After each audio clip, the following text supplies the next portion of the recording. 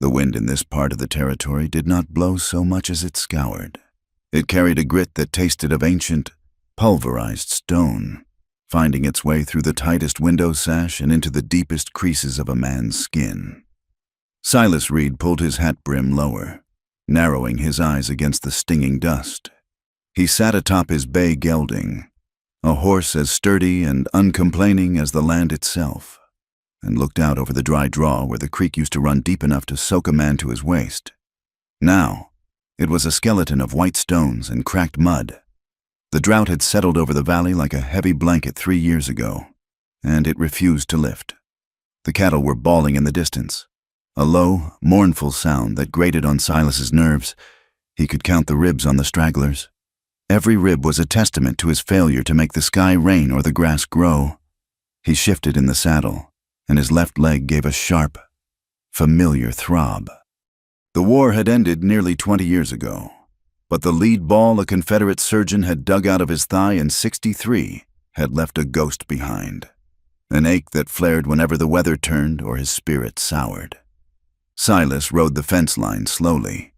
He was checking for breaks in the wire, but mostly he was counting losses. 2 calves gone since Tuesday. A section of cedar posts leaning hard where someone had likely hooked a rope to pull them down. Testing the perimeter. Rustlers were becoming bold. Desperation driving men to theft just as it drove the cattle to madness. But it was not just the common rustlers Silas worried about. It was the silence. The valley felt too quiet, holding its breath before a strike. He was a man who kept his own counsel. In town, they tipped their hats to him because he paid his bills on time and could shoot a coin out of the air at 50 paces. But they did not invite him to Sunday dinners. Rumors clung to him like burrs. They whispered that the war had broken something inside him that never knit back together. They whispered about the wife he had buried 10 years ago, and how he had locked the door to her sewing room and never opened it again. They were right about the door, Silas thought as he nudged the horse forward. They were wrong about the rest. The war had not broken him. It had simply taught him that everything fragile eventually shatters, so a man best make himself into stone. 5 miles east, the town of Crossing Creek lay sweltering under the thin, merciless sun. It was a collection of raw lumber and ambition, a place where the church steeple tried to outclimb the false fronts of the 3 saloons. Elena Morales stood on the boardwalk outside the General Mercantile, her hands clenched in the folds of a dress that had been washed so many times the blue cotton was turning gray. She was hungry. It was a sharp, twisting pain in her center that had moved past urgency into a dull, constant nausea. She had arrived in Crossing Creek 4 days ago, stepping off the stagecoach with nothing but a small carpet bag and a reputation she had not earned. She adjusted the shawl over her shoulders. It was too warm for the wool, but the shawl hid the worst of the patches on her bodice. A pair of women walked past, their skirts rustling with starch and petticoats. They slowed as they neared Lena, their eyes sliding over her dark hair, the olive tone of her skin, and the worn leather of her boots. They did not speak to her. They spoke around her. "I heard the marshal say she was the only one left alive," one woman murmured, pitching her voice just loud enough to carry. "Curious, isn't it?" the other replied, sniffing the air as if Lena smelled of sulfur. "You have to wonder what she gave those bandits to make them spare her. No decent woman survives a massacre without a stain." Lena stared straight ahead, her spine stiff. She did not lower her eyes. She had learned in the last month that looking down was an admission of guilt, and she was guilty of nothing but surviving. The stage robbery had been a chaos of gunfire and screaming horses. She had crawled through the blood of strangers to hide beneath the carriage, shaking so hard her teeth rattled, praying in a whisper no one heard. To be called lucky, for it felt like a curse. She turned and walked toward the boarding house where she had stayed her first night. The owner, a thick-necked man with sweat stains mapping his collar, was sweeping the porch. He stopped as she approached, leaning on his broom like a weapon. "I told you, Miss Morales," he said, his voice loud. "We have no rooms. The sign in your window says vacancies," Lena said, her voice steady. The accent of her grandmother shaped her vowels, softening the hard edges of the English words. marking her as foreign to these ears. "The sign is old," the man grunted. "And even if it were new, the rate has gone up. $2 a night. In advance." He knew she did not have $2. He knew she did not have 2 dimes. Yesterday, she had washed dishes and scrubbed floors for the baker's wife for 12 hours, promised 50 cents at the end of the day. When the sun went down, the woman had tossed her a stale loaf of bread and told her the work wasn't up to standard. Slamming the door before Lena could protest, "I have money coming," Lena lied, lifting her chin. "Then come back when it arrives. But don't hurry." Laughter erupted from the doorway of the Emerald Saloon across the street. A group of men tumbled out, led by a tall figure in a coat that cost more than Lena's life was likely worth. Caldwell Vance was a handsome man if you did not look too closely at his eyes. He owned the largest spread in the valley, the Double Vi, and he owned the debt of nearly every merchant on this street. Beside him walked Deputy Harlan Pike, a man with a badge pinned to a vest that strained over a heavy gut. "Well now," Vance said, pausing to light a cigar. The flame flared, illuminating the sharp angles of his face. "If it isn't the miracle of the precipice. Miss Morales? Still with us?" "I see." Lena turned to go, but Pike stepped off the boardwalk, blocking her path. He smiled, and it was an expression devoid of humor. "Don't run off, darling," Pike said. "Mister, Vance was just admiring your fortitude. It takes a special kind of talent to walk away from 3 dead men without a scratch." "I was not unscratched," Lena said coldly. Pike chuckled, glancing back at Vance. "Hear that? She's got fire. I like that. You know, there is work for a girl like you at the saloon. Upstairs work. It pays better than washing sheets. And you clearly have the constitution for rough handling." The men around them laughed. It was an ugly, wet sound. Lena felt the heat rise in her face, not from shame, but from a fury so white-hot it made her vision swim. She looked Pike in the eye. "I would rather starve," she said. Pike's smile vanished.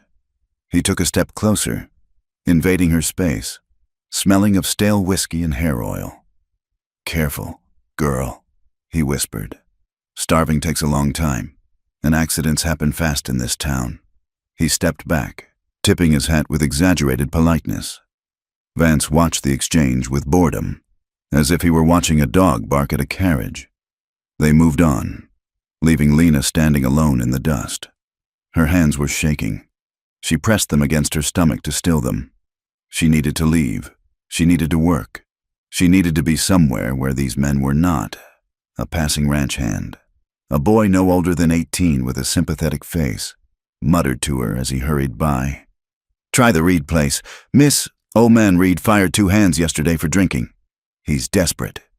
"He's 5 miles west, out past the Devil's Anvil. 5 miles. Lena looked at the sun. It was past noon. She had no horse. She had no water.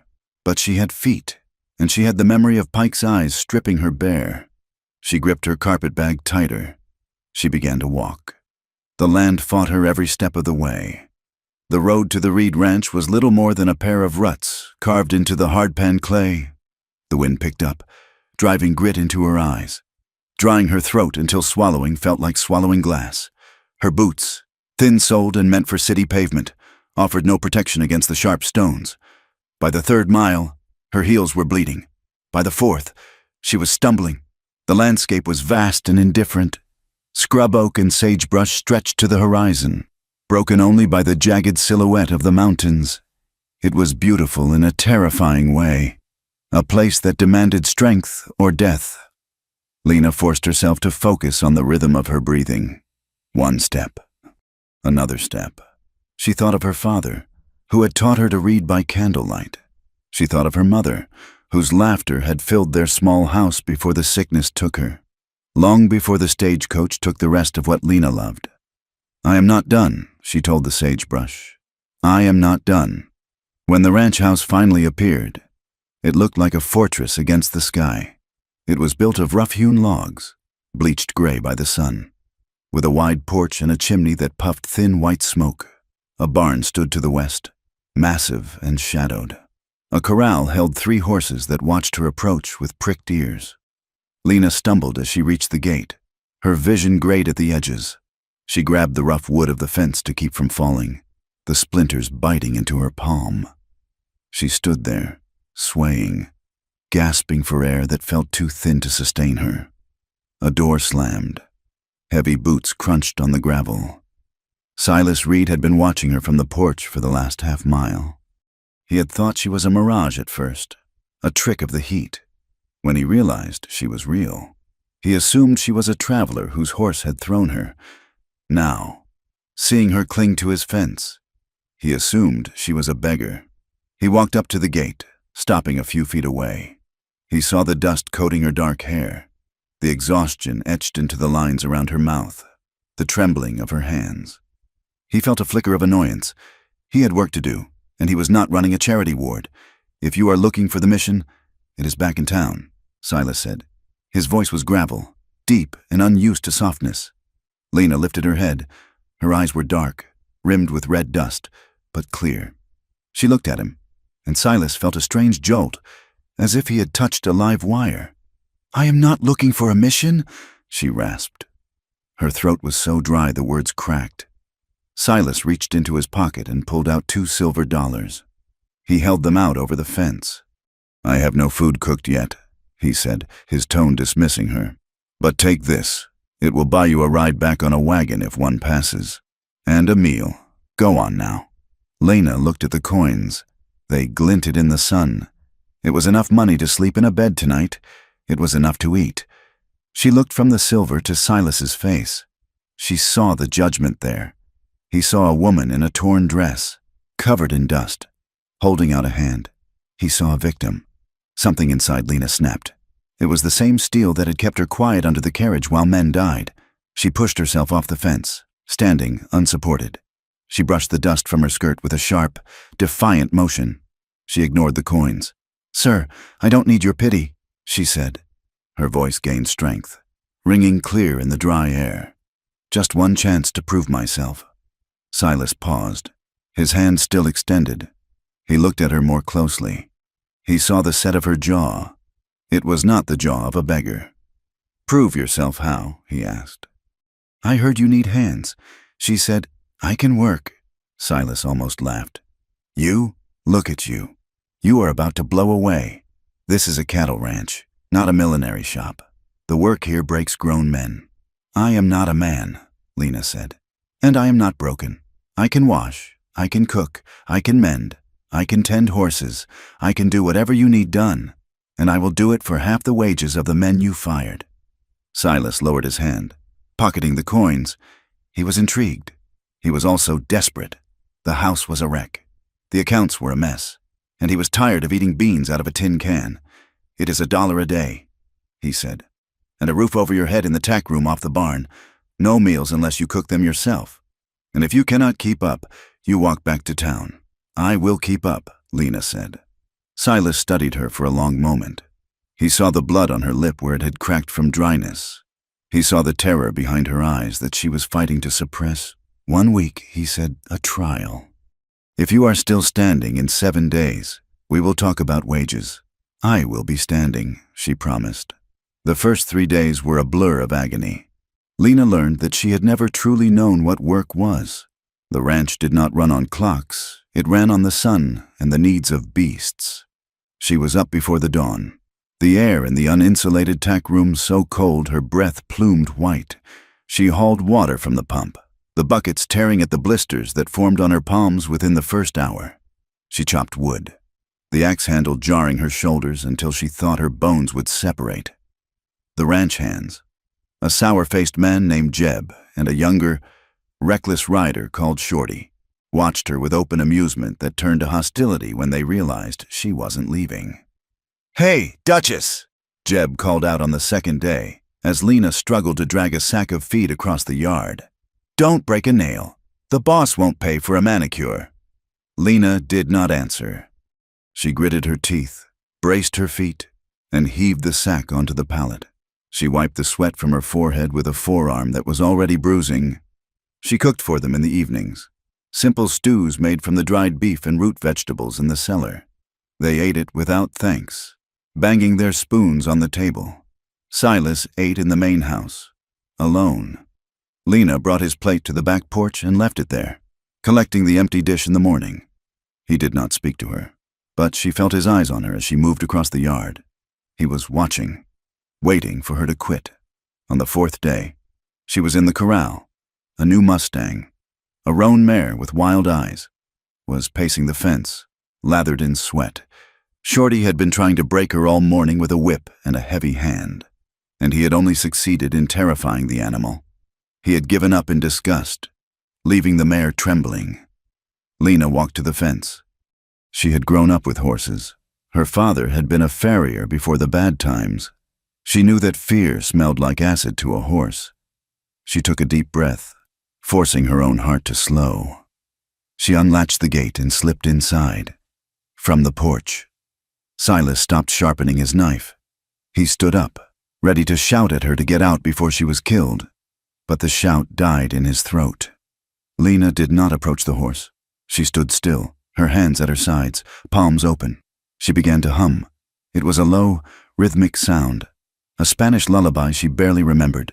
The mare pinned her ears back, stomping a hoof. Lena did not flinch. She kept humming, pitching her voice lower, a vibration that seemed to travel through the ground. Slowly, the mare's ears flicked forward. She stopped pacing. Lena took one step, then another. She moved like water, fluid and non-threatening. When she reached the horse, she did not grab the halter. She simply laid a hand on the mare's neck, stroking the damp coat. "It is all right," she murmured. "You are safe. No one will hurt you." The mare let out a long, shuddering breath and lowered her head, nudging Lena's shoulder. Silas watched from the shadows of the porch.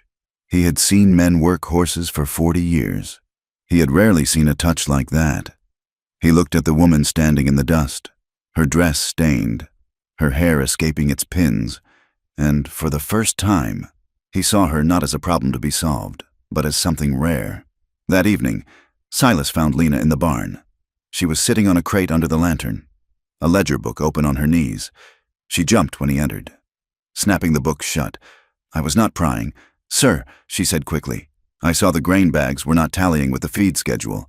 I just wanted to check." Silas walked over. He took the book from her hands. He looked at the page. Her handwriting was small, precise, and elegant. She had corrected a column of figures where Jeb had added 7 and 5 and gotten 13. She had noted a discrepancy of 4 sacks of oats missing from the last delivery. "You can read?" Silas asked, looking at her. "Yes, and cipher." Silas looked at the missing oat count. He had suspected Jeb was trading feed for whiskey in town, but he hadn't had the proof. Now it was here, in black and white. "You found 4 sacks missing?" "Yes, sir. And 2 coils of wire from the inventory list." Silas closed the book. He looked at her hands. They were raw, wrapped in strips of rag. "You should have told me you were educated." He said, "You asked for a ranch hand." Lena said, "You did not ask for a clerk." Silas handed the book back to her. "From tomorrow, you leave the heavy hauling to Shorty. You take over the inventory. And the books. If I am losing money, I want to know where it is leaking." Lena nodded, a flush of pride warming her cheeks. "Thank you, sir." Silas turned to leave, but a sudden boom of thunder shook the barn. The air pressure dropped instantly, heavy and electric. The storm had come out of nowhere, sweeping down from the peaks. Rain began to hammer the tin roof. A deafening roar. The wind slammed the barn doors open. Hay swirled into the air. "Grab the tack!" Silas shouted over the noise. "The roof leaks on the west side." They scrambled to cover the saddles and harness racks with heavy canvas tarps. The wind howled through the opening, driving rain sideways into the barn. Lena grabbed one end of a large tarp, struggling against the gust that tried to rip it from her fingers. Silas grabbed the other. They pulled it taut over the winter supplies. Silas reached past her to secure a rope, and the barn door slammed shut again, plunging them into sudden, relative quiet, though the rain still drummed overhead. They were standing inches apart in the dim lantern light. Lena was breathing hard, her chest heaving. A strand of wet hair was plastered to her cheek.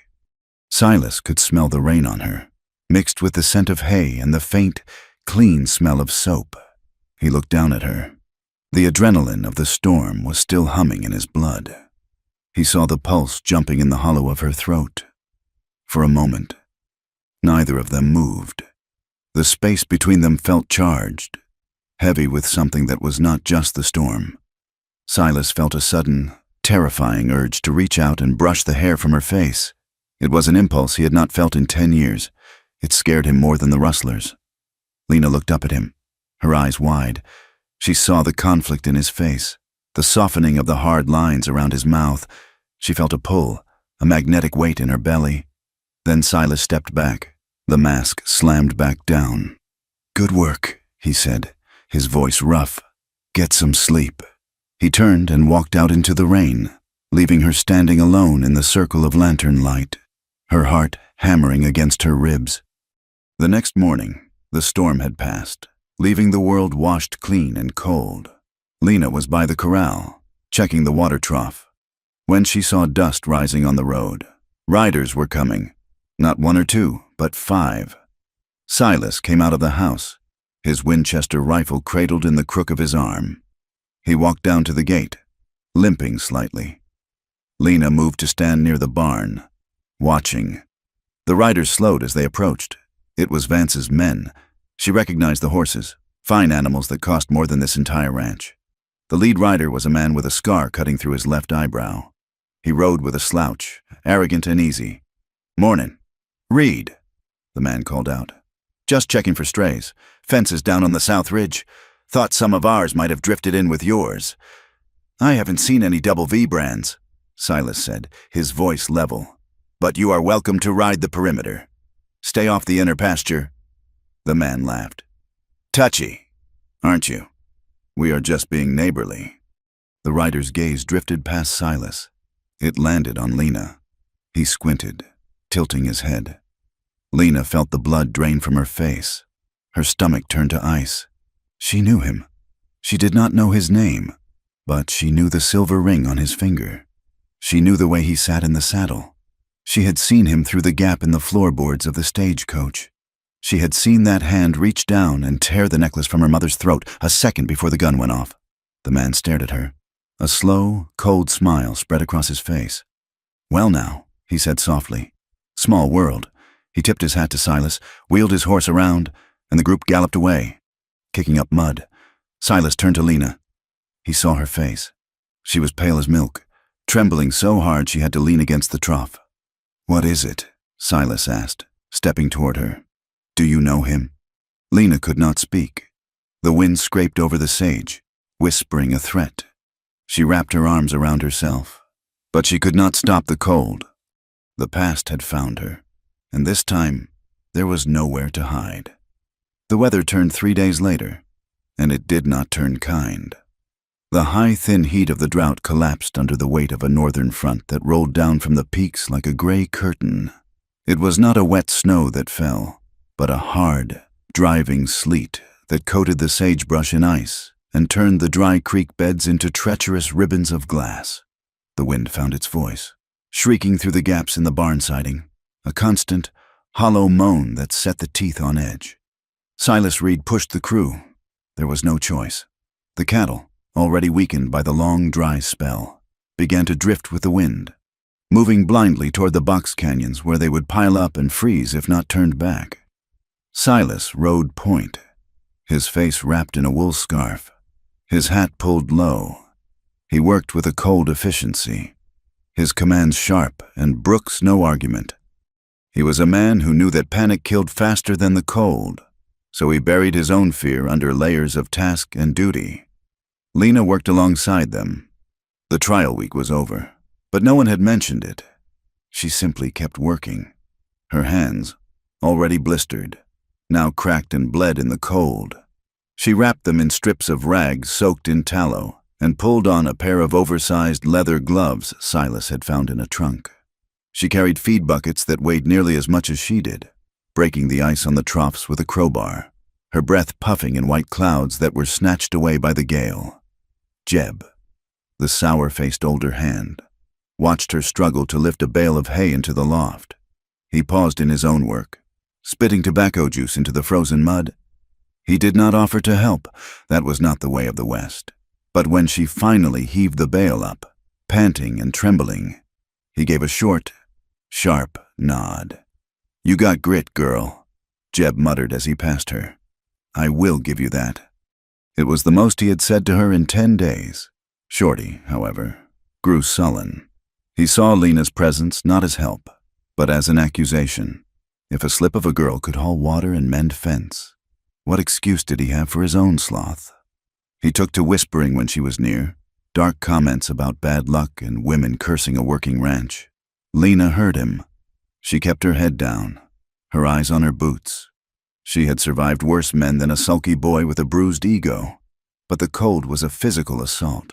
At night, the tack room was little better than sleeping outside. The wind knifed through the single layer of planking. Lena slept fully dressed, wrapped in 2 horse blankets, shivering until her muscles cramped. Silas found her there on the 4th night of the freeze. He had come out to check a mare that was close to foaling. He held a lantern high, illuminating the small, cramped space.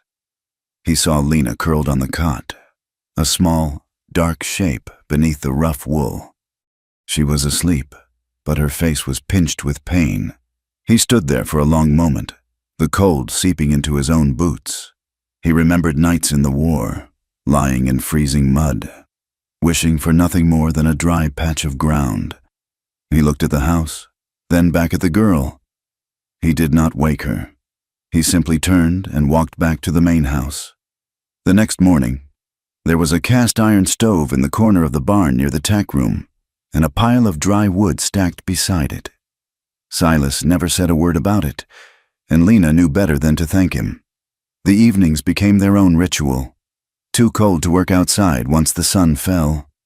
Silas allowed Lena to work in the main house, at the heavy oak table in the kitchen where the heat from the hearth kept the air breathable. She sat with the ledgers spread out before her, the oil lamp casting a golden circle over the pages. Silas sat in his armchair by the fire, mending tack or cleaning his rifle. The silence between them was thick, but it was no longer hostile. It was the companionable silence of 2 people who were too tired to speak. Silas watched her covertly. He watched the way her brow furrowed when she found a discrepancy, the way she dipped the pen with careful precision. She had a way of sitting, spine straight, shoulders back, that suggested a finishing school rather than a scullery. "You have a fine hand," Silas remarked one evening. The sound of his voice startled her, and the pen slipped, leaving a small blot of ink. Lena dabbed at it quickly. "My father insisted on it. He said a messy ledger meant a messy mind. Your father was a wise man," Silas said. "He ran a whetstone along the blade of his skinning knife." "Is that why you are alone out here? Did he pass?"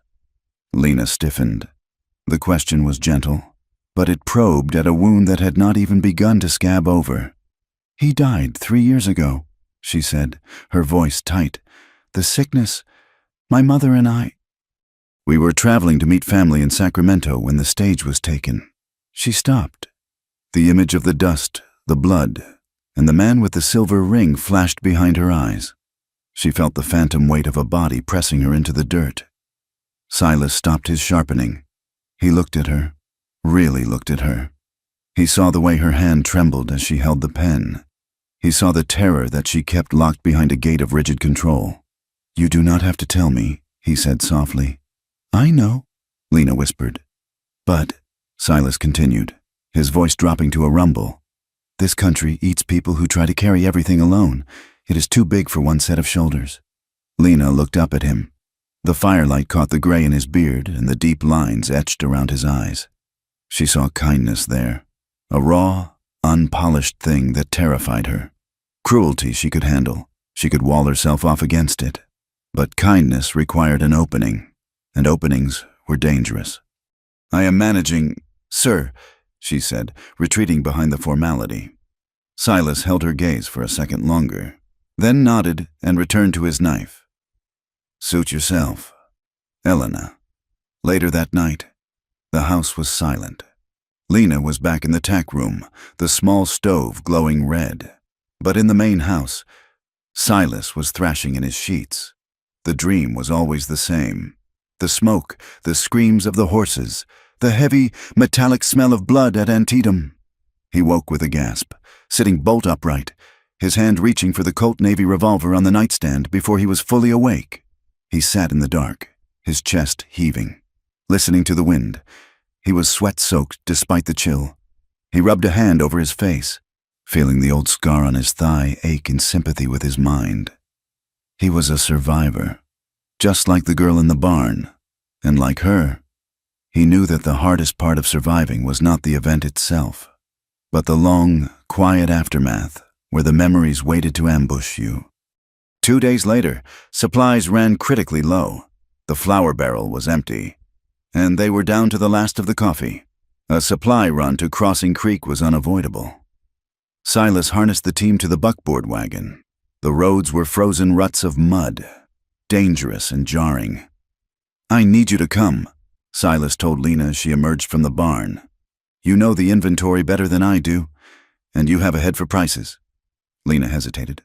The thought of returning to town, of walking past the saloon where Pike held court, made her stomach turn. But she looked at Silas, at the set of his jaw, and nodded. "Yes, sir." The drive was long and cold. They sat side by side on the wagon bench. A heavy buffalo robe spread over their laps, their shoulders brushed with the jolting of the wagon. Silas drove with an easy competence, his hands steady on the reins.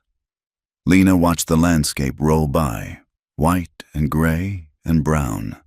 When they rolled into Crossing Creek, the town felt hostile. Eyes followed the wagon. People stopped on the boardwalk to stare. It was not just Lena they watched now. It was Silas, too. By harboring the tainted woman, he had stepped outside the circle of acceptable behavior. They pulled up to the mercantile. Silas tied off the team. "Stay close," he murmured. Inside, the store was warm and smelled of spices and sawdust.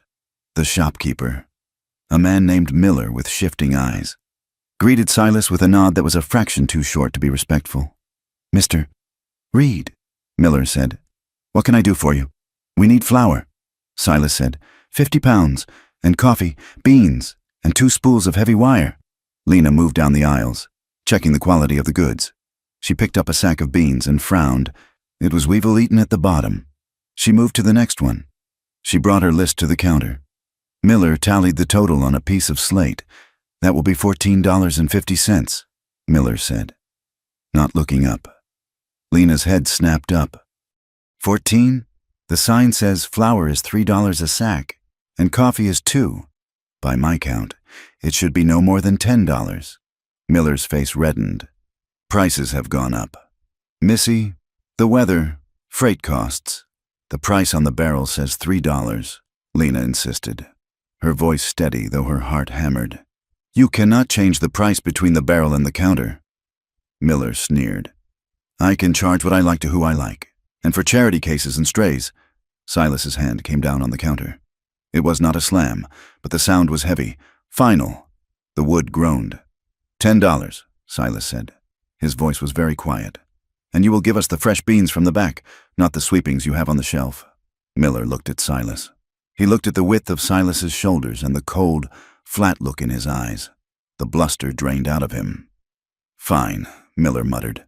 $10. Silas counted out the coins, placing them deliberately on the counter. "We will load it ourselves." As they carried the sacks out to the wagon, Lena felt a strange sensation in her chest. It was a tightness, but not of fear. It was the feeling of being defended. No one had stood between her and the world since her father died. She was securing the tailgate when a shadow fell over her. Deputy Harlan Pike leaned against the hitching post, picking his teeth with a splinter of wood. The silver star on his chest caught the weak sunlight. "Shopping day for the happy couple?" Pike asked, his voice dripping with false cheer. Lena froze. She gripped the side of the wagon. "Leave us be, deputy," she said. Pike pushed off the post and stepped closer. He lowered his voice. "You know, people are talking. A single woman living out there with a widower? It does not look good. Elena, it looks like you are trading favors again, just like you did with those bandits." Lena felt the blood rush to her face. "I did nothing." Pike chuckled. You survived. That is all the proof this valley needs. Tell me, is he better than the road agents? Does he pay better? The insult was so vile, Lena lost her breath. But before she could speak, a hand clamped onto Pike's shoulder. It was a large hand, rough with calluses. Silas spun the deputy around. Silas did not shout. He did not draw his gun. He simply stood very close to Pike, looming over him. You have a lot to say for a man who is supposed to be keeping the peace, Silas said. Pike shrugged off Silas's hand, stepping back, his hand hovering near his holster. I am just looking out for the moral standing of the community. Reed, you are keeping dangerous company. The only danger I see here is a man with a badge and a loose tongue, Silas said. Pike's eyes narrowed. His smile vanished. Careful. Reed, you have to live in this valley, and this valley remembers. Vance remembers. Silas stepped forward, invading Pike's space until the deputy flinched. Let Vance remember, Silas said. And you remember this. Stay away from my wagon, and stay away from her. He turned his back on Pike, a gesture of supreme dismissal, and climbed onto the wagon seat. Get in, Elena. They drove out of town in silence. Lena sat rigid, her hands clasped so tightly her knuckles were white. The shame Pike had tried to smear on her burned like acid. They were 3 miles out, the town swallowed by the gray hills. When Silas spoke, "Do not listen to him," Lena let out a shaky breath. How can I not? That is what they all think, that I sold myself to live. Let them think it, Silas said harshly. He snapped the reins. People think I am a butcher because of the war. They think I am a miser because I do not buy rounds at the bar. I am tired of pretending I care what they whisper. Lena looked at him. She saw the tension in his jaw. I am tired too, she admitted, her voice small. I am tired of owing the world an explanation for why I am still breathing. Silas looked at her then. His eyes were dark, intense. Then you stop explaining. You are alive. That is the only argument that matters. The wagon hit a rut, jolting them. Their shoulders bumped again. This time, neither of them pulled away. The weather turned violently worse on the ride back. The sleet turned to a heavy, freezing rain that saturated the ground. The dry creek bed they had crossed earlier was now a churning torrent of brown water, fed by flash runoff from the hardpan. Silas pulled the team to a halt at the edge of the wash. The water was high, swirling around the wheels. We have to cross, Silas shouted over the roar of the water. If we wait, it will only get higher. He urged the horses forward. The team balked, ears pinned, but Silas's steady hands guided them in. The water rose to the hubs, then the floorboards. The current pushed hard against the wagon, slewing it sideways. Suddenly, the left front wheel struck a submerged rock. The wagon lurched violently. Lena, caught off guard, was thrown from the seat. She hit the water with a gasp, the freezing cold punching the air from her lungs. The current grabbed her skirt, dragging her down. She thrashed, her boots slipping on the slick river stones. Elena! Silas roared. He did not hesitate. He threw the reins and leaped from the wagon, splashing into the waist-deep water. He fought the current, wading toward her. Lena was struggling to find her footing, the heavy wool of her dress pulling her under. Silas reached her just as she went down. He grabbed her arm, his grip like iron, and hauled her up. She surfaced, gasping, coughing water, clinging to him blindly. He pulled her against his chest, bracing his legs against the current. For a moment, the world narrowed to the roar of the water and the heat of his body against hers. She buried her face in his coat, shaking uncontrollably. Silas held her, one arm wrapped tight around her waist, his hand tangling in her wet hair to hold her head up. Got you, he rasped, his mouth close to her ear. I have got you. The danger was still there. The horses were plunging, the water rising, but in that second, neither moved. The shock of the fall was tangled with something else, a sudden, fierce awareness of the body pressed against them. Lena felt the strength of him, the solid anchor in the chaos. Silas felt the fragility of her and the terrifying surge of instinct to protect her at any cost. He dragged her back to the wagon, heaving her up onto the seat before climbing up beside her.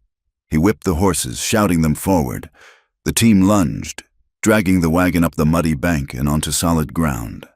They did not speak for the rest of the ride. The air between them was electric, charged with the memory of that desperate embrace. Back at the ranch house, the storm raged outside, but the kitchen was warm. Silas had built up the fire until it roared.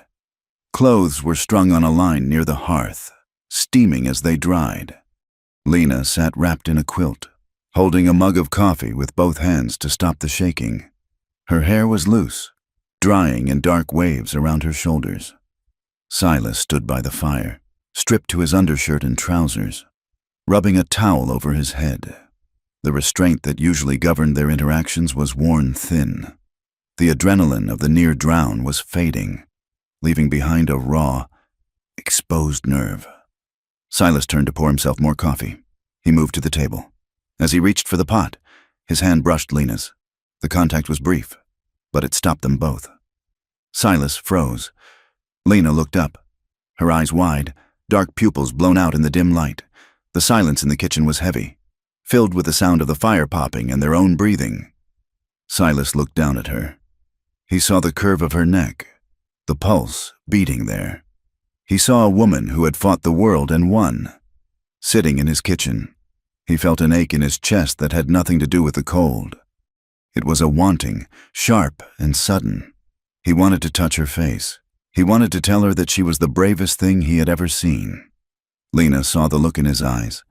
It was not pity. It was hunger, and it was respect. For the first time in months, she did not feel like a victim. She felt seen.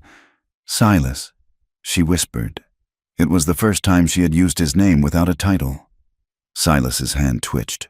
He started to lean in, drawn by a gravity he couldn't fight. Then the wind slammed a shutter against the wall outside, a loud crack like a gunshot. The spell broke. Silas pulled back, clearing his throat roughly.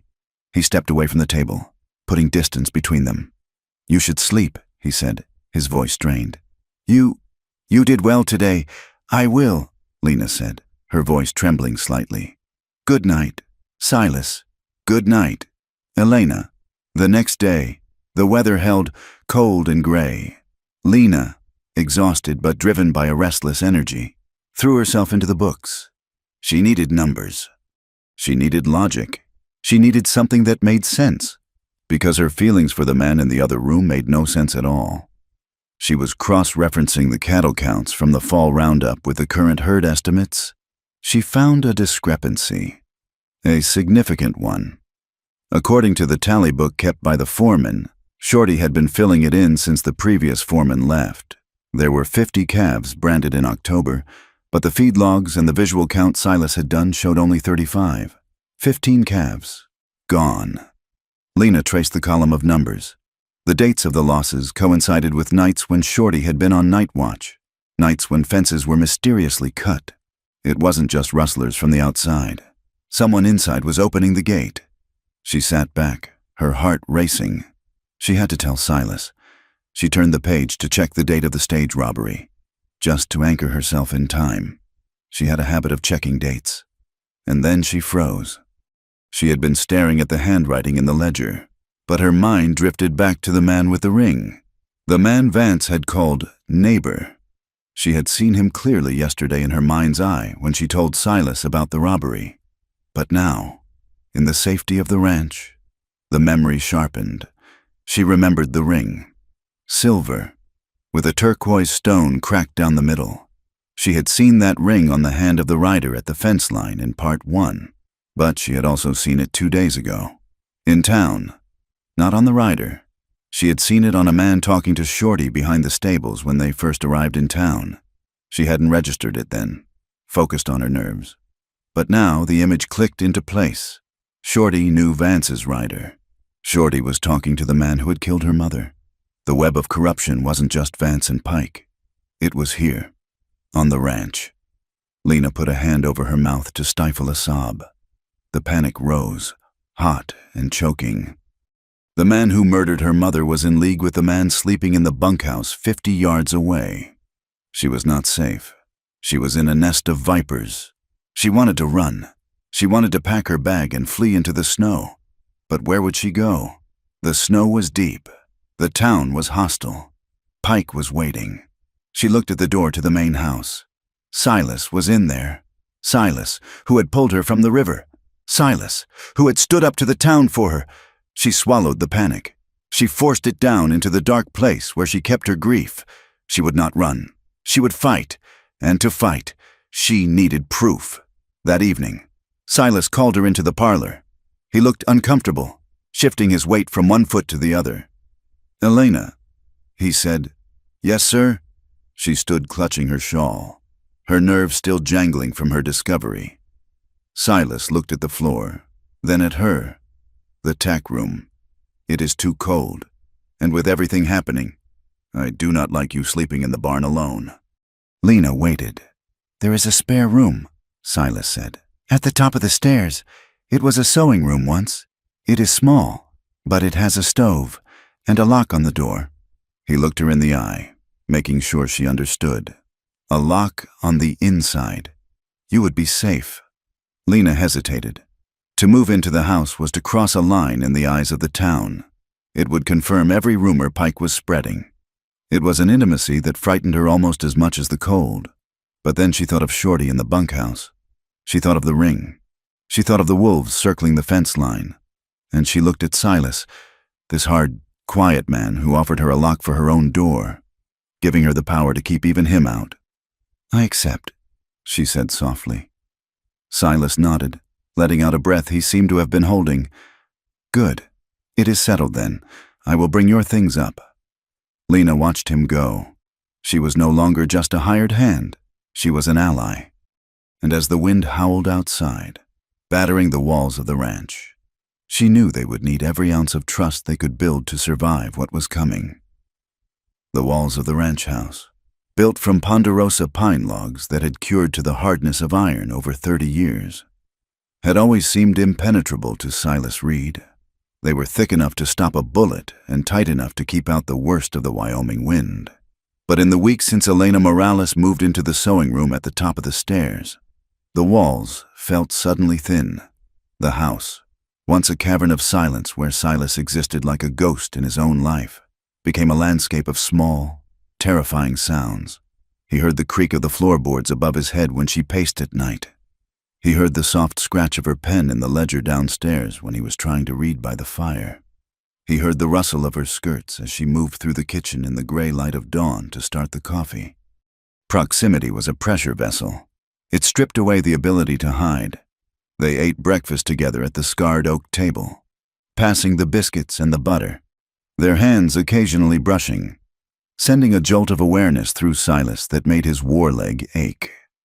They were two people circling a fire, afraid to get too close for fear of burning, yet freezing in the space they maintained. Lena's sleep, which had been so elusive in the freezing tack room, initially deepened in the safety of the house. The lock on her door was a heavy iron bolt that Silas had oiled himself, and the first few nights, she slept the sleep of the dead. But safety has a cruel way of unlocking memory.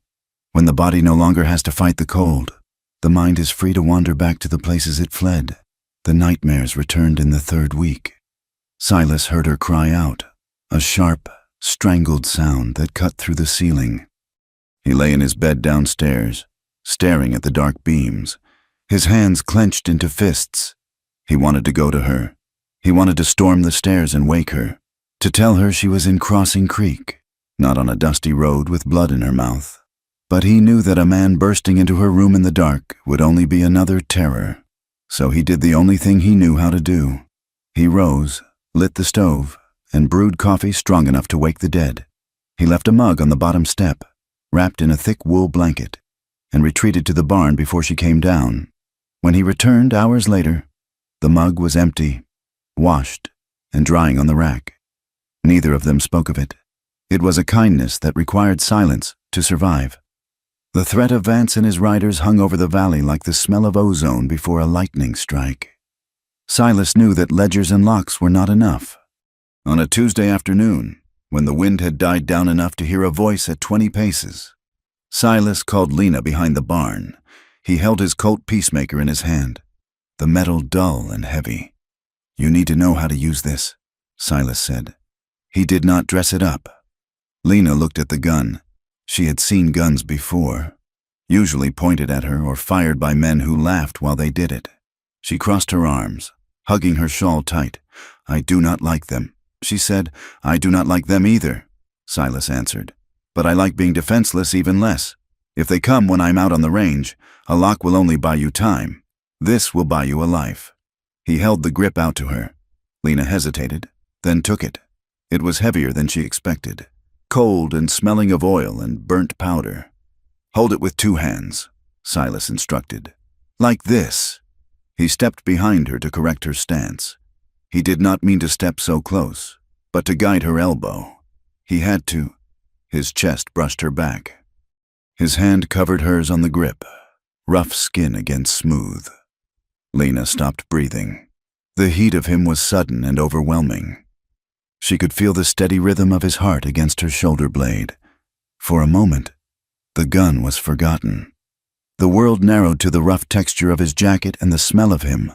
Tobacco, leather, and rain. Silas froze. He realized too late that he had breached the perimeter they had so carefully constructed. His hand lingered on hers, his thumb resting near her wrist where her pulse was fluttering like a trapped bird. "Breathe, Elena," he murmured, his voice dropping an octave. "You have to breathe, or you will pull the shot." She took a ragged breath, the air trembling in her lungs. "I am breathing." "Look at the post," Silas said, though he was looking at the stray curl of hair touching her neck. "Squeeze. Do not pull. It should surprise you when it goes off." She squeezed. The gun roared, kicking back hard against her palms. The bottle on the fence post exploded into shards of amber glass. Lena lowered the gun, her ears ringing. She turned to look at him, her face flushed with adrenaline and something else. They were standing inches apart. The echo of the shot faded, leaving a silence that felt heavy and dangerous. Silas looked at her mouth, then forced his gaze up to her eyes. He stepped back, putting 2 feet of cold air between them. "Good," he said, his voice rough. "Keep practicing. I have work to do." He walked away fast, not looking back, leaving Lena standing with a smoking gun, her hands shaking not from the recoil, but from the memory of his touch. The valley was small, and poison spreads fast in small places. The Sunday following the shooting lesson, Silas insisted they go to town for the service. It was a calculated risk. He wanted to show the town that they had nothing to hide. It was a mistake. As they entered the small white clapboard church, the conversation died. Heads turned. The silence was absolute. Silas walked with his head high, guiding Lena to a pew near the back. Mrs. Gable, a pillar of the congregation who ran the bakery, was sitting in the pew. As Lena moved to sit, Mrs. Gable stood up. She gathered her skirts with a dramatic swish, her nose wrinkling as if she had smelled rotting meat. "Come, Martha." "Mrs." Gable said to her daughter, her voice carrying to the rafters. "The air is too thick back here." She pushed past Lena, her hip checking Lena hard enough to make her stumble. Lena caught herself on the pew back, her face burning. She sat down, staring straight ahead at the cross, her spine rigid. Silas sat beside her, his jaw working. He did not look at Mrs. Gable. He looked at the men in the room, daring them to speak. None did. They were cowards who let their women do the cutting. The prejudice did not stay in the church. 2 days later, a drifting ranch hand named Stokes, whom Silas had hired to help repair the wind-damaged roof, made his move. They were eating the noon meal in the bunkhouse. Silas, Lena, Shorty, and Stokes. Stokes was a man with watery eyes and a mouth that was always wet. "So, Duchess," Stokes said, chewing with his mouth open, "that is a nice room you got in the big house. Must be warm." "I am comfortable." "Thank you," Lena said, not looking up from her plate. "I bet." Stokes smirked. "Old man Reed must keep you real warm. How much extra does that cost him? Or do you give a discount for the elderly?" The spoon froze halfway to Lena's mouth. Shorty let out a nervous giggle, then choked it off when he saw Silas. Silas stood up. He did not move fast. He moved with the slow, terrifying inevitability of a landslide. He walked around the table and grabbed Stokes by the back of his collar. He hauled the man out of his chair and threw him toward the door. Stokes crashed into the wall, overturning a bench. "Get your gear," Silas said. His voice was not loud. It was a whisper that carried across the room. "Now hold on," Stokes stammered. "Scrambling up? I was just joking." "You have 5 minutes to be off my land," Silas said. "If I see you on the road after that, I will shoot you for trespassing." Stokes fled. Silas sat back down and picked up his fork. Shorty stared at his plate, terrified. Lena looked at Silas. She saw his hand gripping the fork so hard his knuckles were white. "Thank you," she said softly. Silas did not look at her. "We are short-handed now," he said. "We will have to work later tonight." The pressure mounted. A week later, a buggy with polished red wheels rolled into the yard. Caldwell Vance stepped out, dressed in a suit that cost more than Silas's yearly earnings. He smiled, his teeth white and perfect. Silas met him on the porch. He did not invite him in. "Silas," Vance said, spreading his hands. "You look tired, my friend. I am not your friend." "Vance," Silas said. "What do you want?" "I want to help you." Vance sighed, looking around the yard at the peeling paint and the lean cattle. "This drought. It is a tragedy. I hate to see a veteran like yourself suffer. I am prepared to make you a generous offer for the deed. Cash. Enough to move east. Maybe take the girl with you. Start fresh where people do not know your business." He glanced at the window where Lena was watching. His smile turned predatory. "She is a liability. Silas, a lovely one, but a liability. You are sinking. Let me be the lifeboat. I am not selling," Silas said. "Not to you. Not to anyone." Vance's smile remained fixed, but his eyes went dead. "That is unfortunate. The bank might not be as patient as I am. And accidents happen so easily out here. Barns burn, wells go dry, men disappear. Get off my land," Silas said. Vance tipped his hat. "Think about it. The offer expires when the snow flies. The attack, when it came, was not physical. It was social. And it was orchestrated by Deputy Pike. Supplies were critical again." Silas and Lena drove the wagon to the mercantile. Ignoring the stairs, they were selecting winter boots.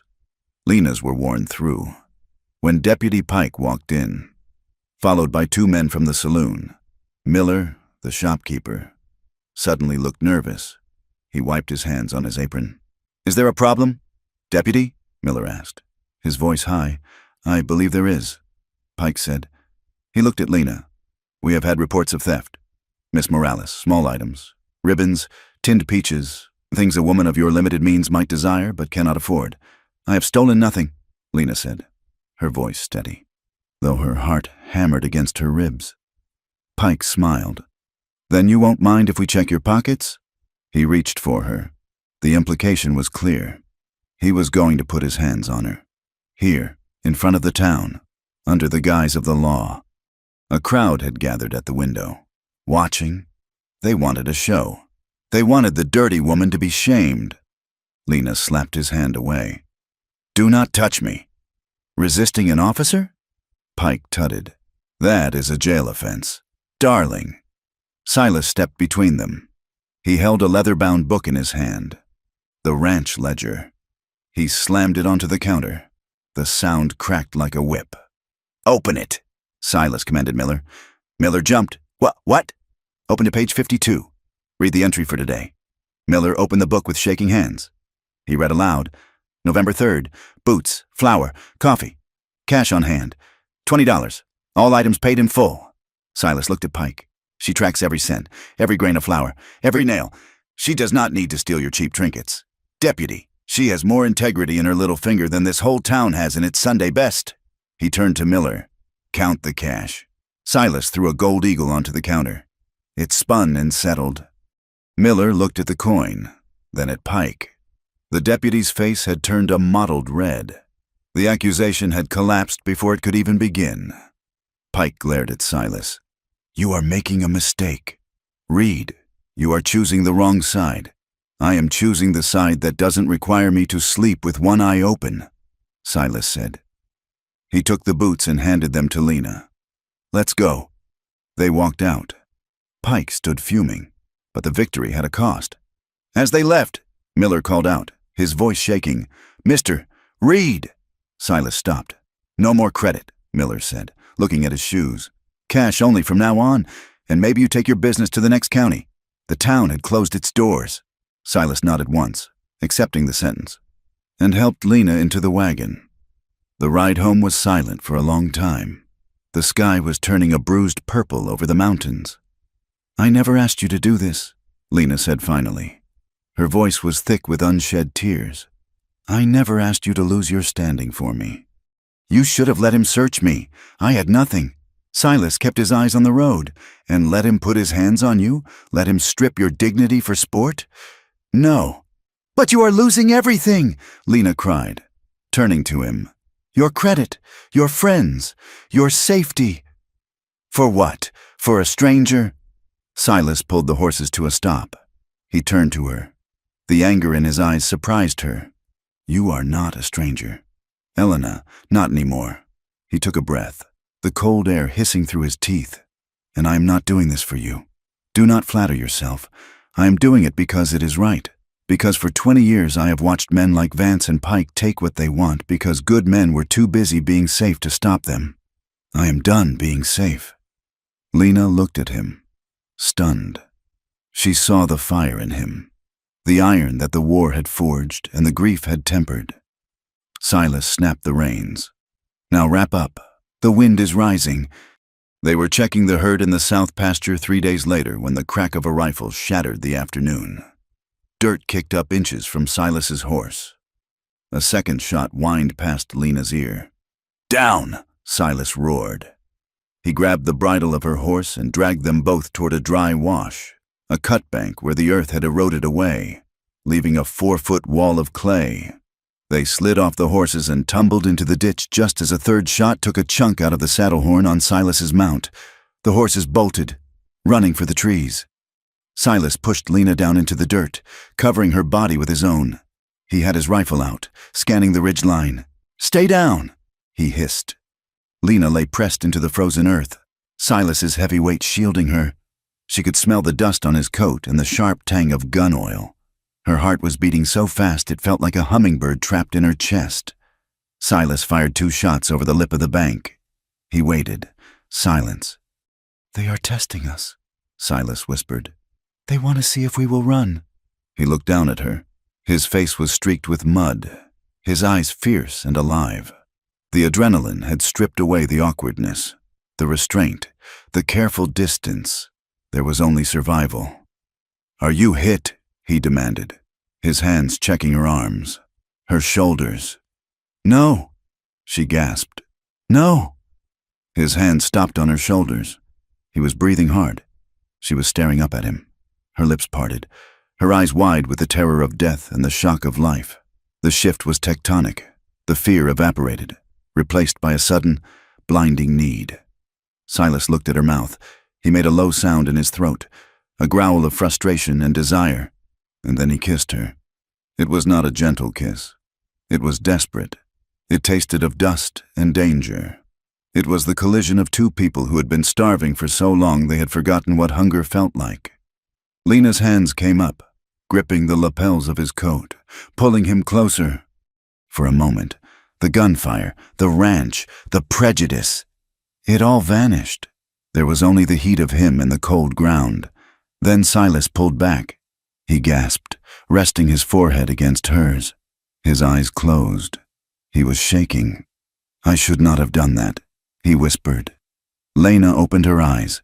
She reached up and touched his face, her fingers tracing the scar on his jaw.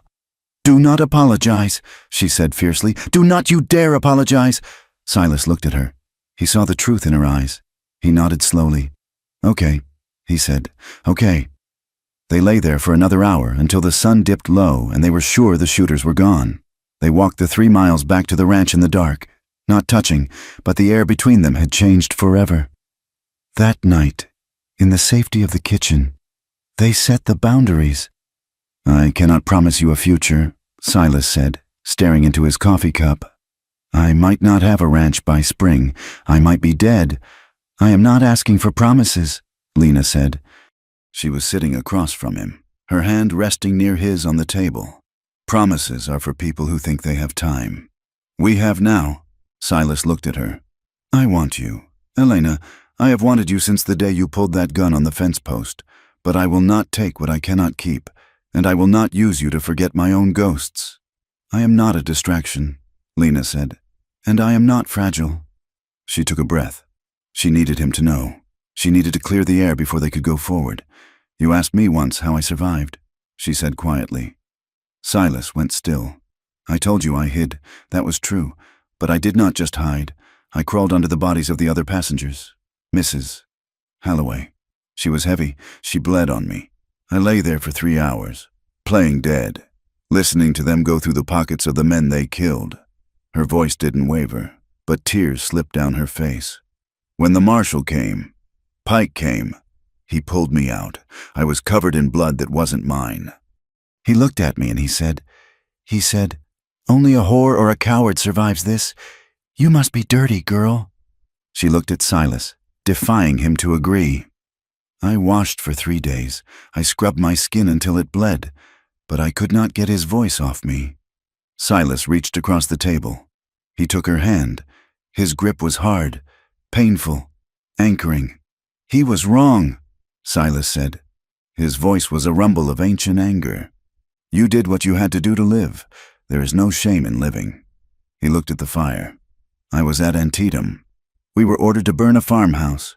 There were people inside, snipers, they said, but when the roof came down, he stopped, his throat working. I have heard their screams every night for 20 years. I thought I deserved to be alone.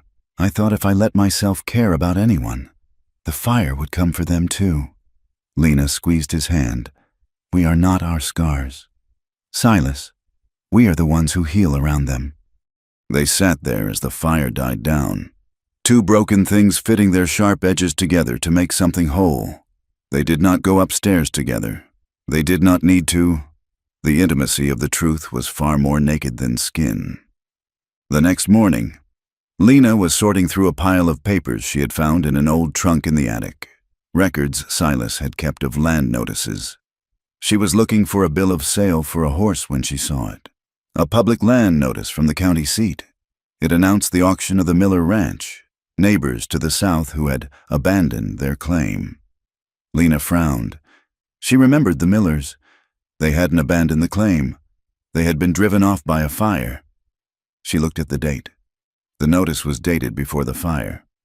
"Silas," she called out. Silas came in from the porch. "What is it?" "Look at this." She pointed to the date. "And look at the signature. It says witnessed by Deputy H. Pike. And here, the name of the claimant. It is misspelled. Mylar instead of Miller." Silas leaned over, studying the paper. His eyes narrowed. "It is a forgery," he said. "A sloppy one. They file the notice of abandonment before they even drive the people out. Pike signs it as a witness. Vance buys the claim for pennies on the dollar because no one else knows it is for sale. It is theft," Lena said. "Legalized theft." Silas slammed his hand on the table. "This is it. This is the proof. If we can get this to the circuit judge in Denver." He never finished the sentence. Outside, the horses began to scream. Silas's head snapped up. Smoke. He ran to the door and threw it open. The night was lit up with a terrifying orange glow. The barn was burning. "No!" Silas shouted. They ran into the yard. The heat was a physical blow. The dry timber of the barn, seasoned by years of drought, had gone up like a torch. The flames were already licking at the roof where the winter feed was stored. "The horses!" Lena screamed. Silas grabbed a blanket from the porch and dipped it in the water trough. "Stay back!" he yelled at her. He ran into the burning structure. Lena didn't listen. She grabbed a bucket. She ran to the pump. Silas emerged a moment later, leading the terrified team of work horses, his coat smoking.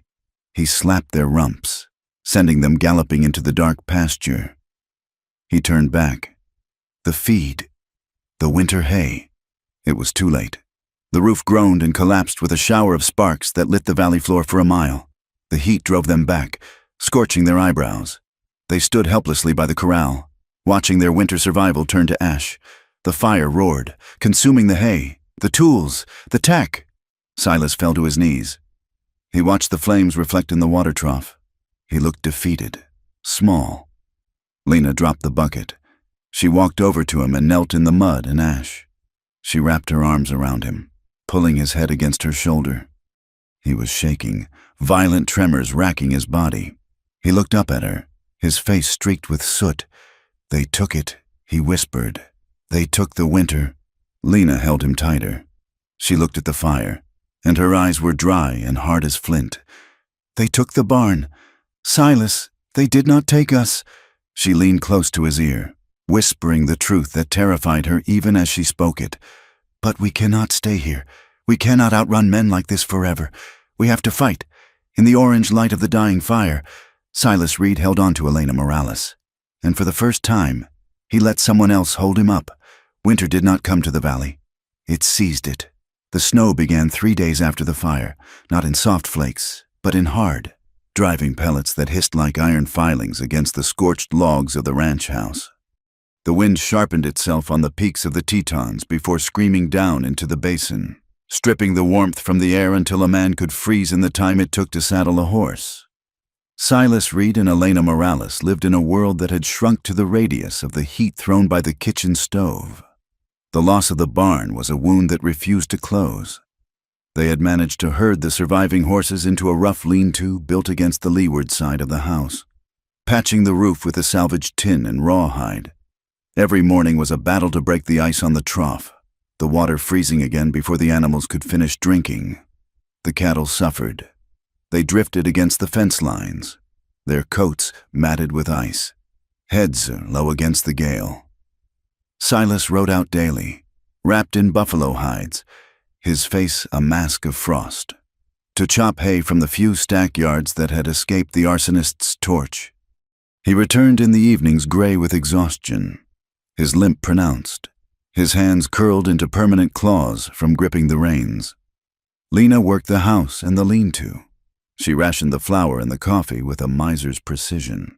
She learned to bank the fire so it would hold coals through the long, howling nights. The ranch hands were gone. Shorty had vanished the morning after the fire, fear finally outweighing his hunger.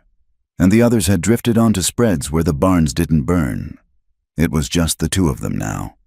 The isolation forced a rhythm upon them, a quiet synchronization of survival. They moved around each other in the small kitchen like parts of the same mechanism.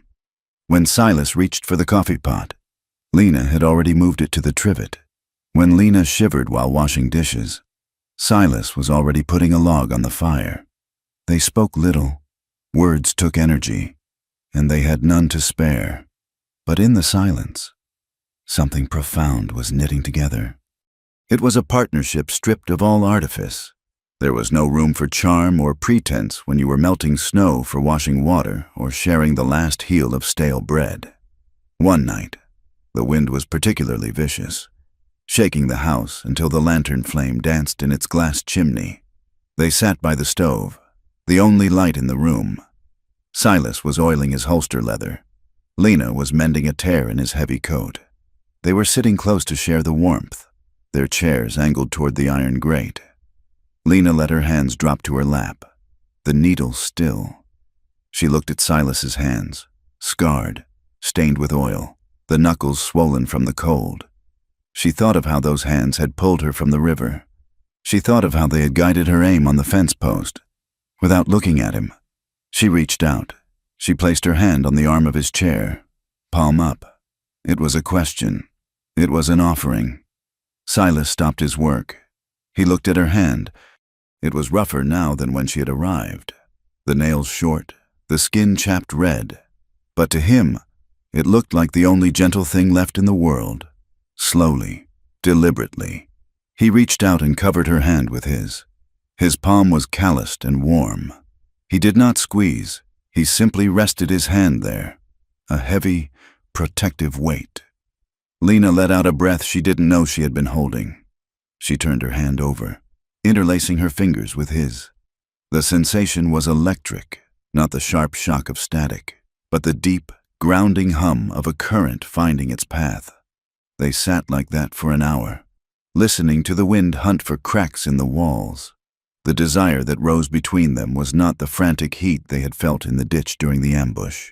It was slower, deeper. It terrified Lena because it was not just a hunger for his body. It was a reliance on his soul. She realized, with a jolt of panic, that she trusted him. And, in her life, trust had always been the precursor to loss. Silas felt the fear in her grip, the slight tremor in her fingers. He did not pull away. He held on, anchoring her to the earth, anchoring her to him. "We will endure this," Silas said. His voice was low, rasping over the silence. "I know," Lena whispered. "The blow, when it came, did not come from the weather. It came from the law. They had been forced to ride into Crossing Creek. The salt was gone, and without salt, they could not cure the meat from the steer Silas had been forced to slaughter. It was a risk, but starvation was a certainty if they stayed. The town looked gray and huddled under the winter sky. Smoke pumped from chimneys, and the streets were empty of all but the most desperate. Silas parked the wagon in front of the mercantile, his eyes scanning the rooftops, his hand near the flap of his coat where his Colt rested. "Stay in the wagon," Silas ordered. "I will be 2 minutes." "I am not a child." "Silas," Lena said, shivering under her shawl. "I can help carry." Silas looked at her. He saw the defiance that kept her spine straight even when she was trembling with cold. He nodded. Quickly then. They were stepping onto the boardwalk when the door to the sheriff's office opened. Deputy Harlan Pike stepped out, followed by 2 men who wore badges that looked too new to be official. A small crowd began to gather, drawn by the prospect of trouble like vultures to a carcass. "Elena Morales," Pike called out. His voice was cheerful, a jarring sound in the gray street. Lena stopped. Silas stepped in front of her, his body a shield. "Walk away." "Pike," Silas warned. Pike held up a piece of paper. It flapped in the biting wind. "I'm afraid I cannot do that. Mr. Reed, I have a warrant here, issued by the circuit judge in Denver. Or so the paperwork says." Silas narrowed his eyes. "Warrant for what?" "Complicity," Pike said, savoring the word. "It seems a witness has come forward, one of the men we hanged for the stage robbery. Before he died, he confessed that the girl was in on it, said she signaled the driver to stop, said she was the inside man." "That is a lie," Lena said, stepping out from behind Silas. Her voice rang clear, though her stomach was twisting into knots. "You know that is a lie."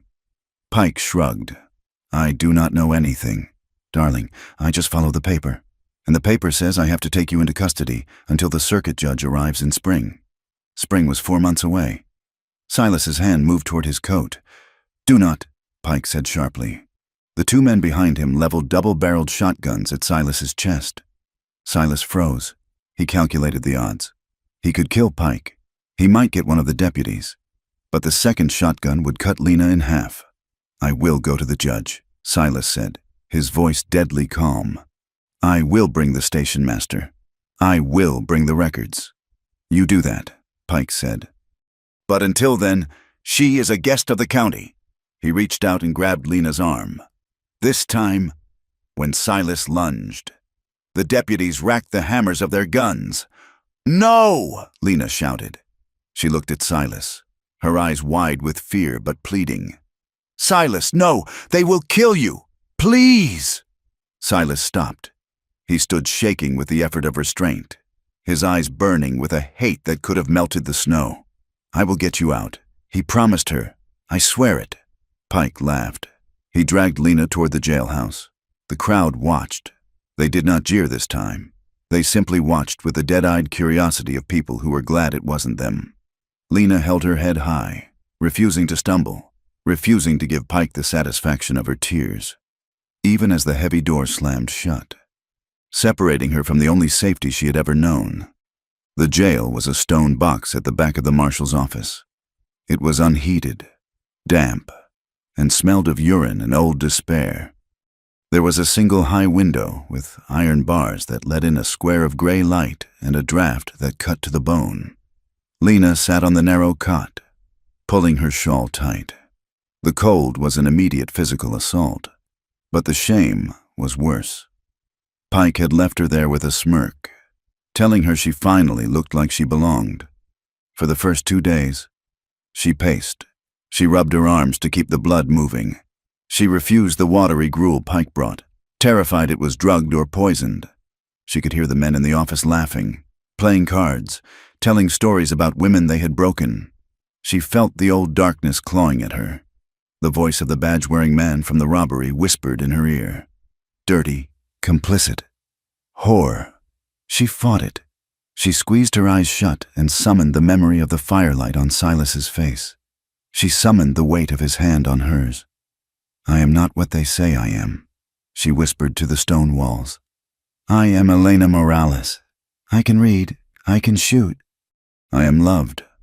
On the third night, a noise at the window startled her.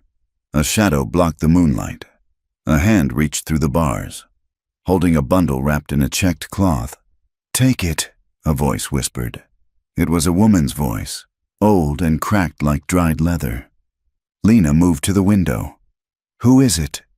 Hattie Mercer. The voice hissed. Just take it, child. Pike is at the saloon. Lena took the bundle. It was warm. Inside was a dense loaf of cornbread, a chunk of roasted beef, and a small flask of hot coffee. Why? Lena asked, gripping the bars. Because I buried 3 husbands, the widow Mercer whispered. And I know the difference between a bad woman and a woman surrounded by bad men. You eat that. Keep your strength up. Silas Reed is turning this valley upside down. He has not forgotten you. The widow vanished into the night. Lena sank to the floor, clutching the warm food to her chest, and wept, not from despair, but from the sudden, overwhelming shock of kindness. Silas did not sleep. He did not eat. He moved with the terrifying energy of a man who has nothing left to lose. He tried the town judge first. Judge Holloway was a man with a red nose and a weakness for Vance's whiskey. He refused to see Silas. Silas kicked the door open. He slammed a sheaf of papers onto the desk, the clean books Lena had kept, the receipts, the character references he had ridden 40 miles to get from the previous town where she had worked. She is innocent. Holloway, Silas growled, and you know it. This warrant is ink on a lie. Holloway trembled, wiping his mouth. It is out of my hands. Read. It is a federal matter now. Pike says. Pike is a dog on Vance's leash, Silas roared. He was thrown out by the bailiff, threatened with arrest himself. Doors closed in his face. The merchant, Miller, turned his back. The preacher looked at the ground. Fear had silenced the town more effectively than any gag. Silas realized that the law in this valley was a weapon, not a shield. He could not fight Pike with logic. He had to fight him with leverage. He went back to the ranch, but not to sleep. He went to the spot where he had found the tracks of the rider with the ring. He followed them backward. He spent days in the saddle, tracking the movements of Vance's men through the snow. He found where they camped. He found where they met with the foreman of the Double Vi. And he found something else. He found the ranch hand, Stokes, the man he had fired for insulting Lena.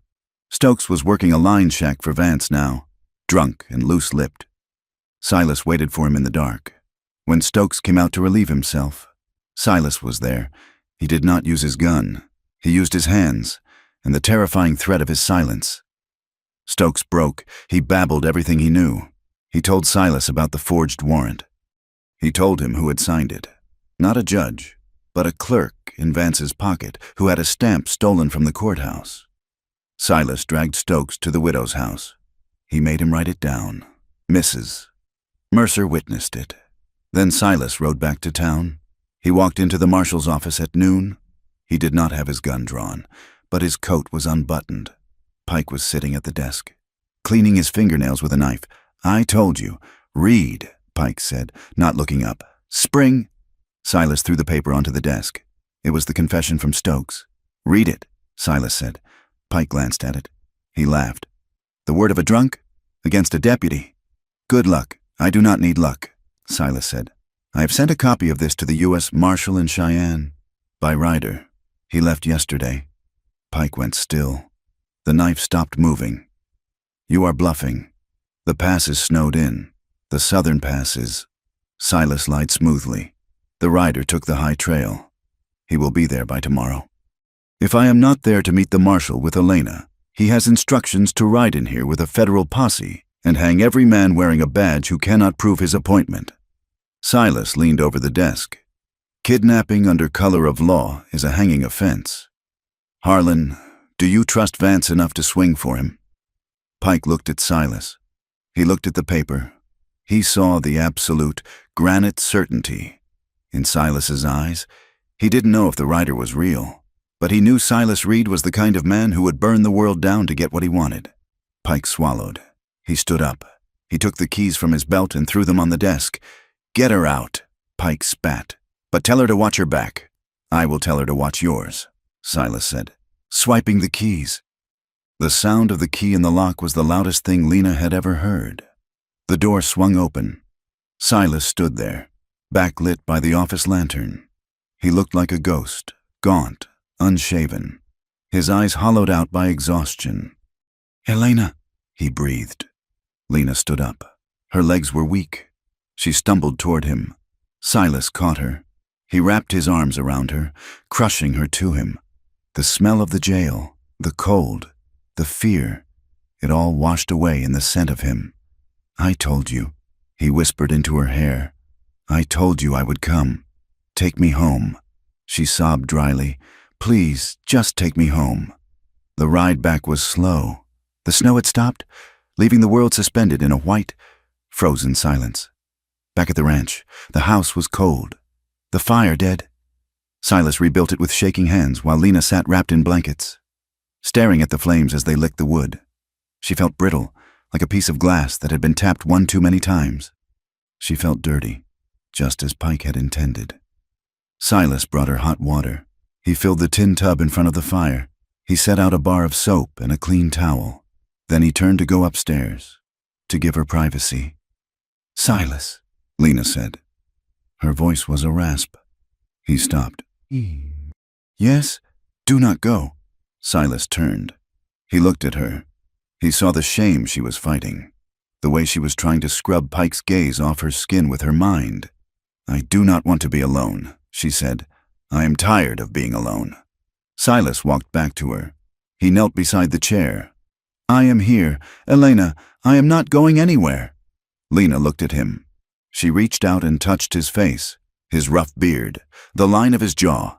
She needed to feel him. She needed to know that her body was her own again, and she wanted to give it to him, not as a trade, not as a desperate act of survival, but as a choice, a defiant, terrifying choice. She stood up. The blanket fell away. She wore her shift, stained with the grime of the jail. Help me, she whispered. Silas stood. His hands trembled as he reached for the ties of her shift. He undid them with a reverence that made Lena's breath catch. He peeled the fabric away, leaving her standing in the firelight, shivering not from cold, but from exposure. Silas did not look at her with lust. He looked at her with a profound, aching worship. He traced the line of her shoulder with his thumb. You are beautiful, he said, his voice thick. You are the most beautiful thing on this earth. Lena stepped into the water. She washed the jail from her skin. Silas helped her, taking the cloth and washing her back, his touch firm and claiming.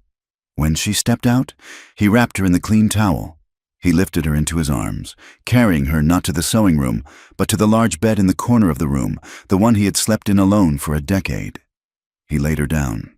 He undressed quickly, the firelight catching the scars on his chest and thigh. When he lay beside her, the heat of him was a shock. Lena moved into him. She pressed her skin against his, needing the friction to prove she was alive. She kissed him, and it was a kiss of reclamation. She took his hands and placed them on her waist, on her hips. Touch me, she commanded softly. Make me forget him. Make me forget them all. The intimacy that followed was slow and fierce. It was a conversation without words, a desperate affirmation of life in the face of the winter and the wolves. When Silas entered her, Lena cried out, not in pain, but in release. She held on to him, digging her fingers into his shoulders, anchoring herself in the storm. For the first time in years, she was not hiding. She was completely, terrifyingly found. Morning brought a cold sun and a new resolve. They lay in bed. The fire burned down to embers. Lena rested her head on Silas's chest. Listening to his heartbeat, she felt different. The brittleness was gone, replaced by a core of steel. "We cannot stay on the defensive," Silas said, staring at the ceiling. "Pike let you go because he was scared of the federal marshal. But when he finds out I bluffed, when he finds out there is no rider, he will come back." Lena finished. "And he will not bring a warrant next time. He will bring fire." "We have to finish this," Silas said. "We have to cut the head off the snake." Lena sat up. She pulled the quilt around her. "We need help," she said. "We cannot do it alone." Silas nodded. "I know. They spent the day riding. They did not ride to the sheriff. They rode to the people the town had forgotten or dismissed. They went to the schoolhouse. Mr. Thorne, the teacher, was a man who had been threatened by Vance for teaching the children of Mexican laborers. He had a printing press in his basement. He agreed to print handbills exposing the land fraud, if they could find the proof. They went to the widow Mercer. She stood on her porch, a shotgun in her hand. "I have been waiting for you to ask," she said, spitting into the snow. "My husband's brother is the clerk at the feed store. He hates Vance. He says Vance is cooking the books on the supply chain. And they found the ranch hand, the one who had testified to the fence cutting but had been silenced. Silas found him hiding in a trapper's cabin. Silas offered him protection and a job for life. The man, guilt-ridden and freezing, agreed to talk. But talk was not enough. They needed paper. That night, back at the ranch, Lena and Silas pored over the information the clerk had whispered to the widow. "Vance brings his supplies in from the railhead once a month," Lena said, tracing a map on the table. "He has a private warehouse near the tracks. The clerk says Vance keeps a separate set of books there. The real books, the ones that show who he pays off. If we can get those books," Silas said, "we have him. We have Pike. We have the judge. But the railhead is 3 days' ride," Lena said, "through the high pass, in this snow. And Vance's riders patrol that road," Silas added. They looked at each other. The risk was absolute. If they were caught, they would be buried in the snow, and no one would ever know. "But if we stay here, we die slowly," Lena said. "I am done dying slowly." Silas reached across the table and took her hand. The connection between them was solid now, tested by fire and ice. "We leave at dawn," he said. Lena nodded. She went to the loose floorboard under the bed where they hid their few valuables. She pulled out the gun Silas had taught her to use. She checked the cylinder. It was full. She looked at Silas. She was no longer the girl who had arrived with a carpetbag and a plea for a chance. She was a woman who had proven herself and who had found something worth killing for. "Let's go get the truth," she said. "Outside." The wind howled, promising a deathly cold. But inside, they were ready. The tide had turned. Now, the hunt began. The wind did not blow. It screamed. It tore down from the granite peaks of the high country, stripping the heat from the air until the world felt less like a landscape and more like a tomb of white marble. Silas Reed and Elena Morales moved through this frozen purgatory with the desperate determination of wolves. They had abandoned the wagon 20 miles back when the snowdrift choked the pass, turning the wheels into useless anchors. Now, they were on horseback, the animals wading chest-deep in powder, their breath pluming in thick, gray clouds that froze instantly on their muzzles. The cold was an active, malevolent force. It sought out the gaps in their wool coats, the seams of their gloves, the cracks in their boots. Lena's lips were split and bleeding, the blood freezing into dark scabs before it could drip. Her fingers were numb claws wrapped around the reins, devoid of feeling. Silas rode ahead, breaking the trail. He was a darker shape against the blinding white, his shoulders hunched against the gale. Every hour, he stopped to check on her, He did not speak. Words were a waste of precious warmth, but he would reach out and rub her arms, his eyes searching hers for the glassy look that signaled the final surrender to the freeze.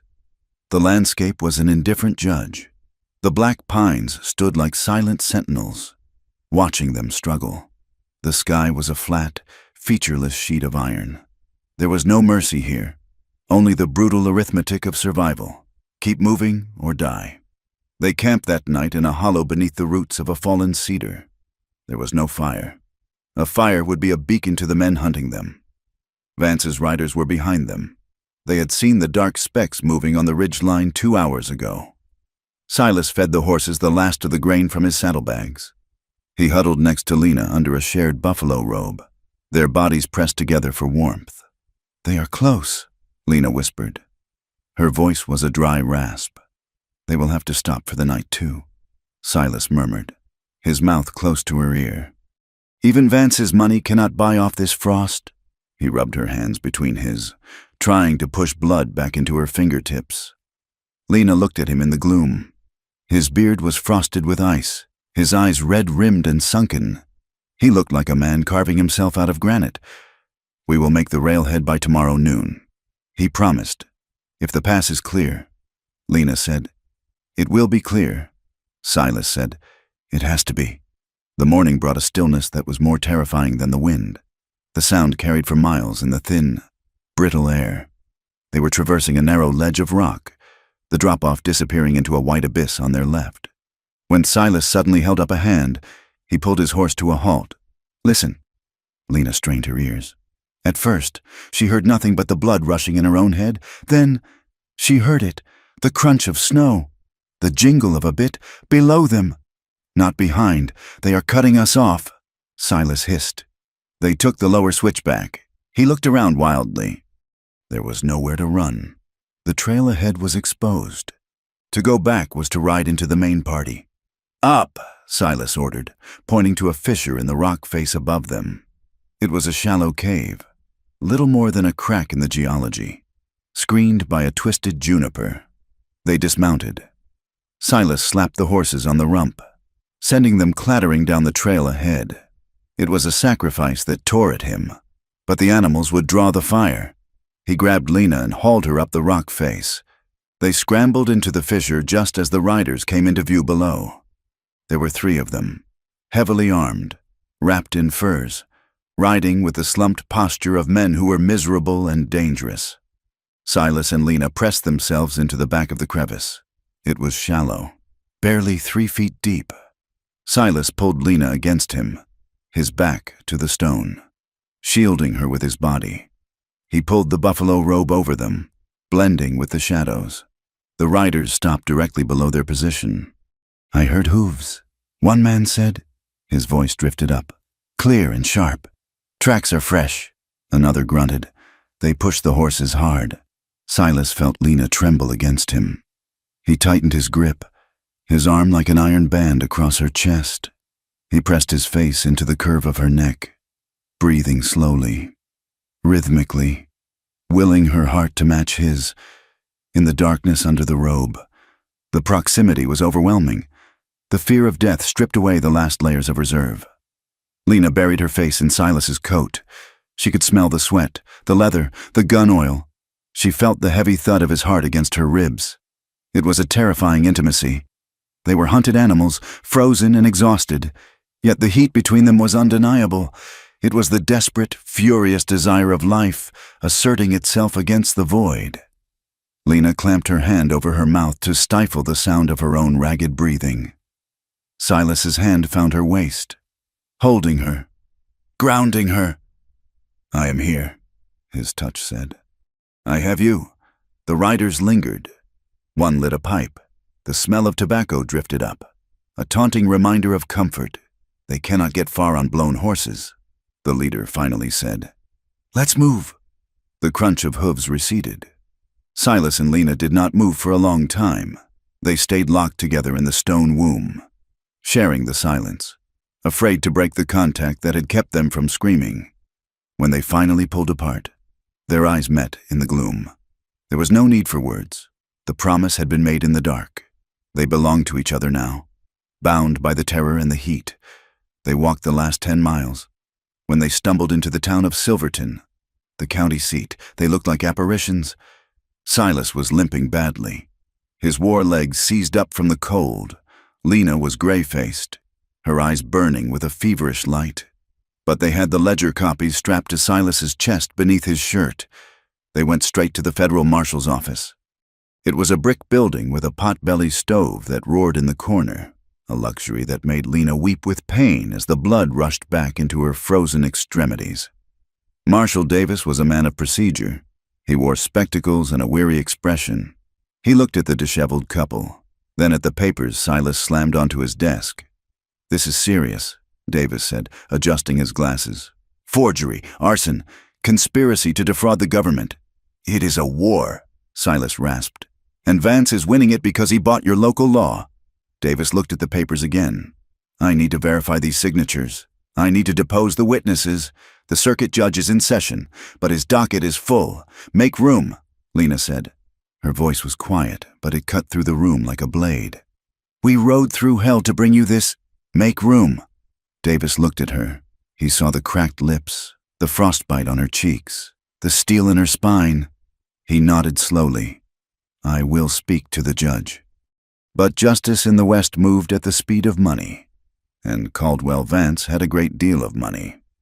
By the time the hearing was convened 2 days later, Vance had arrived by train, fresh, shaved, and flanked by a lawyer from Denver named Mr. Sterling. Sterling wore a silk vest and a smile that did not reach his eyes. The courtroom was packed.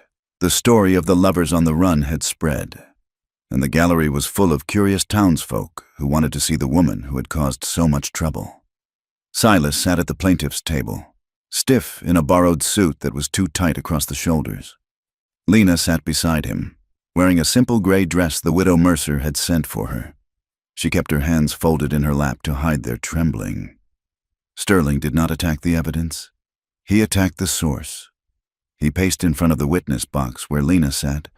"Miss Morales," Sterling began, his voice smooth as oil. "You say you found these discrepancies in the books.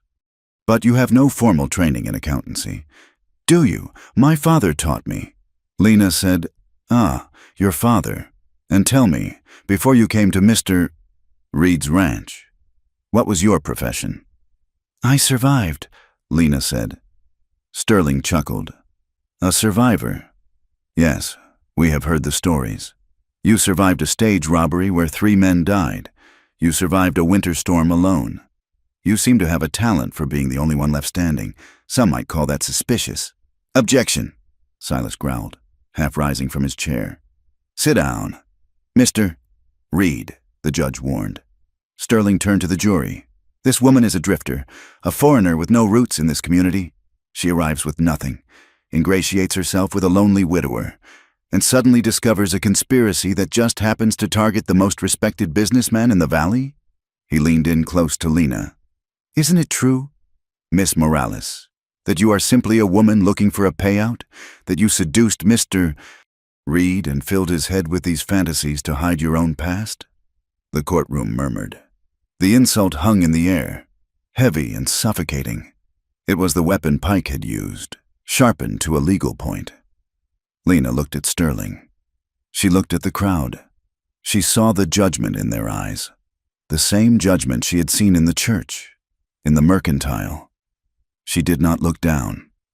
"I am not ashamed," she said. Her voice was not loud, but it silenced the room. "I am not ashamed that I survived the robbery. I crawled through the blood of strangers to live. I am not ashamed that I worked for Silas Reed. I worked until my hands bled to save his ranch, and I am not ashamed that I love him." She looked directly at Vance, who sat smirking in the front row. "You call me foreign, you call me untrustworthy, but I am not the one stealing land from widows. I am not the one burning barns in the night. I am the one telling the truth, and the truth does not care where I was born or how poor I am. It only cares about what you did." She pointed a shaking finger at the ledger on the evidence table. "Those numbers do not lie. You can paint me however you want, sir, but you cannot erase the ink." Sterling opened his mouth to retort, But the door at the back of the courtroom banged open. Marshal Davis walked in. Beside him walked a young man, twisting his hat in his hands. It was Billy, the younger brother of Vance's foreman, the ranch hand Silas had tracked down. "I have a witness." "Your Honor," the marshal announced. Billy took the stand. He was terrified. He looked at Vance, who stared at him with cold fury. But then Billy looked at Lena. He saw her sitting there, head high, taking the blows for everyone who had been too afraid to speak. He broke. He told them everything. He told them about the orders to cut the fences. He told them about the night the barn burned, how his brother had poured the kerosene. He told them about the payoffs to Deputy Pike. The courtroom erupted. The judge hammered his gavel, but the sound was lost in the roar of a town realizing it had been played. Retaliation was swift and desperate. That evening, Silas and Lena left the hotel to meet the marshal. They walked down the boardwalk, the snow crunching under their boots.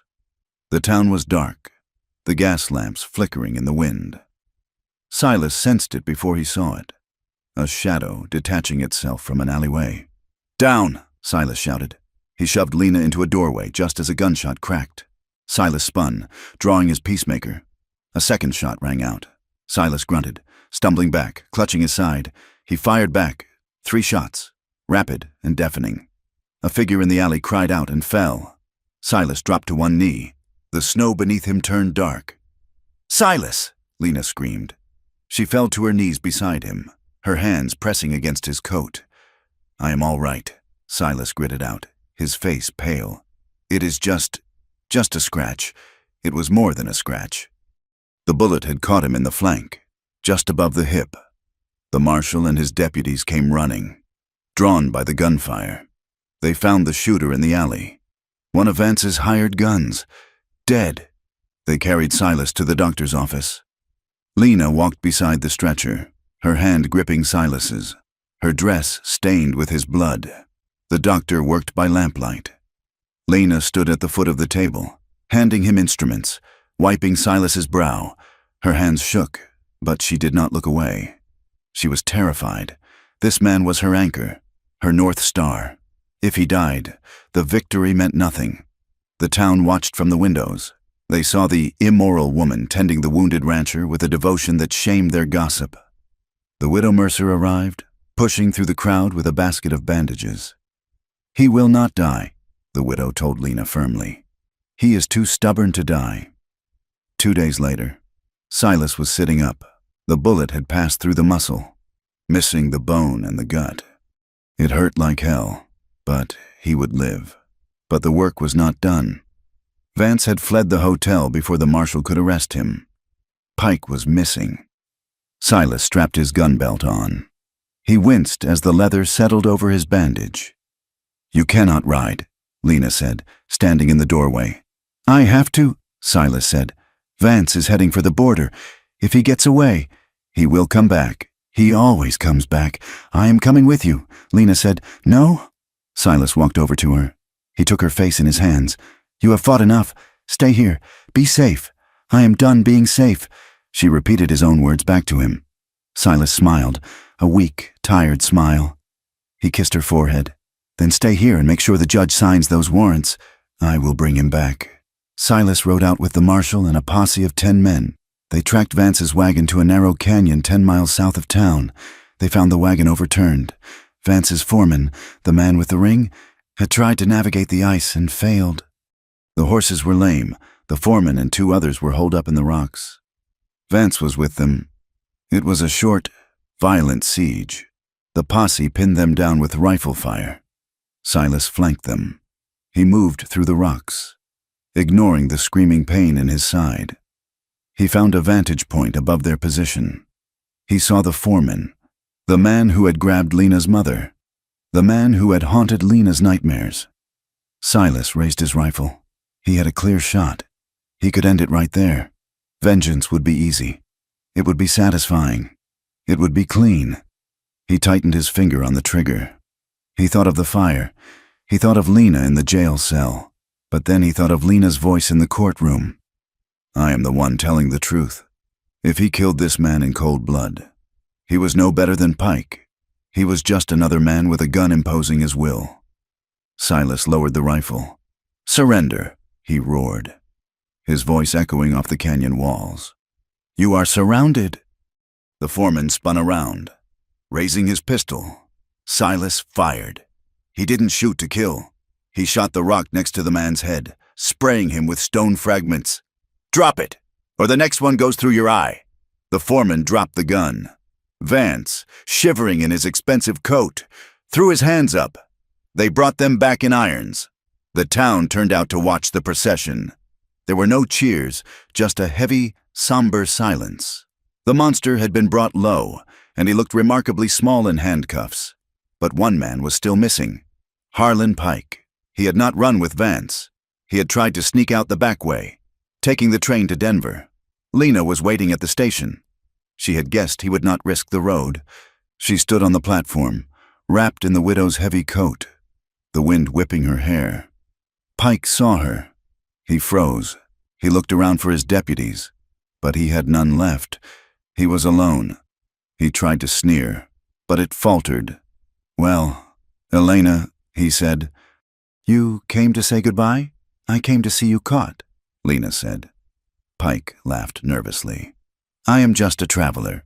Darling, no warrant for me yet." The marshal stepped out from the ticket office behind Lena. "Actually, Harlan," the marshal said, holding up a piece of paper. "The judge just signed it." Pike slumped. The arrogance drained out of him, leaving him looking like a sack of spoiled grain. He looked at Lena, trying one last time to hurt her. "You are still nothing," he spat. "You are still just a stray dog he took in." Lena stepped closer to him. She looked him in the eye. "I am a woman who owns her own life," she said. "And you are just a man who forgot that winter ends." She turned her back on him as the marshal snapped the cuffs on. She did not look back. The return to the valley was a quiet victory. Silas and Lena rode the buckboard wagon back to the ranch a week later. The snow was still deep, but the sun was out, bright and hard. They crested the ridge and looked down at their home. It was a scar on the white landscape. The blackened ruins of the barn stood like broken teeth. The house was gray and weathered. The herd was decimated. They had won the law, but they had lost nearly everything else. The money Vance had stolen would take months, maybe years, to recover through the courts. The cattle were gone. The feed was gone. Silas stopped the wagon. He looked at the ruin of his life's work. He felt a heavy weight settle in his chest. "It is a wreck," he said quietly. Lena reached over and took his hand. She squeezed it, hard. "It is standing," she said. "The roof is holding. The well is deep." She looked at him, her eyes clear and fierce. "And we are here." Silas looked at her. He saw the future in her face. It would be hard. It would be brutal work to rebuild, but he was not doing it alone. He lifted her hand to his lips and kissed her knuckles, a gesture of profound gratitude. "Let's go home, Elena." They drove the wagon down the slope, the wheels crunching in the snow, moving toward the broken house that held the only thing that mattered. The fear had cracked, leaving room for something new to grow in the ashes. The return to the ranch was quiet. The wind had lost its serrated edge, softening into a breeze that smelled of pine needles and thawing mud rather than ice and death. Silas Reed pulled the team to a halt in the yard, the wagon brake groaning in protest. He sat for a moment, looking at the skeleton of his life. The barn was a blackened ruin, the charred beams jutting up like broken ribs against the sky. The corral fence was gap-toothed where the fire had eaten through the posts. The house stood gray and weathered, stripped of paint by the storms, looking small against the vast backdrop of the Tetons. But it was standing. Lena climbed down from the seat. Her legs were stiff from the ride. She walked toward the porch, her boots sinking into the slush. She stopped at the bottom of the steps. "Silas?" she called out softly. "Look!" Silas climbed down and joined her. Stacked neatly on the porch, protected by a heavy canvas tarp, was a cord of split firewood. Beside it sat a sack of flour, a tin of coffee, and a small crate of apples that had miraculously survived the frost. There was no note. There did not need to be. Silas walked over and touched the wood. It was red cedar, the kind that burned hot and clean. He knew the chop marks. It was the work of Thomas Miller, the neighbor whose fence line Silas had helped repair 3 years ago, before the valley turned cold. They remembered. Lena said. She felt a lump rise in her throat. Silas nodded, swallowing hard. He looked toward the south pasture. The herd was thin, pitifully so, but someone had thrown hay over the fence. The cattle were chewing contentedly, their breath steaming in the afternoon light. "We have work to do," Silas said, his voice thick with emotion he refused to let spill over. "But we are not starting from nothing. Rebuilding was not a triumph, it was a grind. The days were long and wet as the snow began to recede, revealing the black scars on the land. They worked from dawn until the light failed, pulling down the unsafe timbers of the barn, clearing the ash, salving the hooves of the horses that had survived the winter in the lean-to. But the hardest work was invisible. Lena found that safety was a garment that did not fit her right away. The trauma of the jail cell, the cold stairs, and the years of running had etched deep grooves into her mind. When the wind hit the house at a certain angle, whistling through the eaves, she would freeze, her hands gripping the edge of the wash basin until her knuckles turned white, transported back to the stone box in Silverton. She flinched when Silas dropped a hammer. She woke in the night, gasping, sure that Pike was standing at the foot of the bed with his iron keys. Silas saw it all. He did not try to hush her fears or tell her to be rational. He knew that fear was a ghost that had to be waited out. One evening, a plate slipped from Lena's soapy hands and shattered on the floor. She recoiled, backing into the counter, her breath coming in short. Terrified gasps, waiting for the anger, for the accusation of clumsiness. Silas, who was oiling a harness by the fire, did not look up in irritation. He set his work down. He walked over to her, his boots heavy and deliberate on the floorboards so she would hear him coming. He stopped 3 feet away, giving her space. "It is just a plate." "Elena," he said, his voice a low rumble. "We have more plates." "I am sorry," she whispered, trembling. "I am so sorry." Silas reached out slowly. He took her hands, which were wet and shaking. He did not pull her to him. He just held her anchor steady. "You do not have to apologize for gravity," he said. "And you do not have to be afraid of mistakes here. No one is keeping score anymore." He crouched down and began to pick up the shards. Lena watched him, the panic slowly receding, replaced by a warmth that had nothing to do with the stove. He showed up, again and again. He showed up. He met her terror with patience, teaching her nervous system that this place and this man was safe ground. Silas had his own ghosts to lay to rest. For 20 years, he had worn his guilt like a hair shirt, punishing himself for the orders he had followed and the fires he had set in the name of war. He had denied himself comfort, believing that a man with blood on his hands did not deserve to hold anything soft. 2 weeks after their return, Lena came into the kitchen to find Silas sitting at the table with a bottle of ink and a sheet of paper. He was staring at the blank page, his pen hovering. "Who are you writing to?" she asked, pouring coffee. Silas looked up. His eyes were clear. The shadows that usually haunted them retreated to the corners. "Sergeant Timothy Odell. He said he lives in Ohio now. We served in the same company. We were at the farmhouse together." Lena sat down opposite him. She did not speak. She waited. "I never wrote to him," Silas said. "I thought if I ignored him, I could ignore what we did, but I need to tell him." "Tell him what?" Silas looked at her. He looked at the way the morning light caught the dark waves of her hair. "I need to tell him that the war is over," Silas said quietly, "and that I have found a reason to put down the torch." He dipped the pen and began to scratch across the paper. It was not a confession. Exactly. It was a release. He wrote about the ranch. He wrote about the winter. And he wrote about Elena.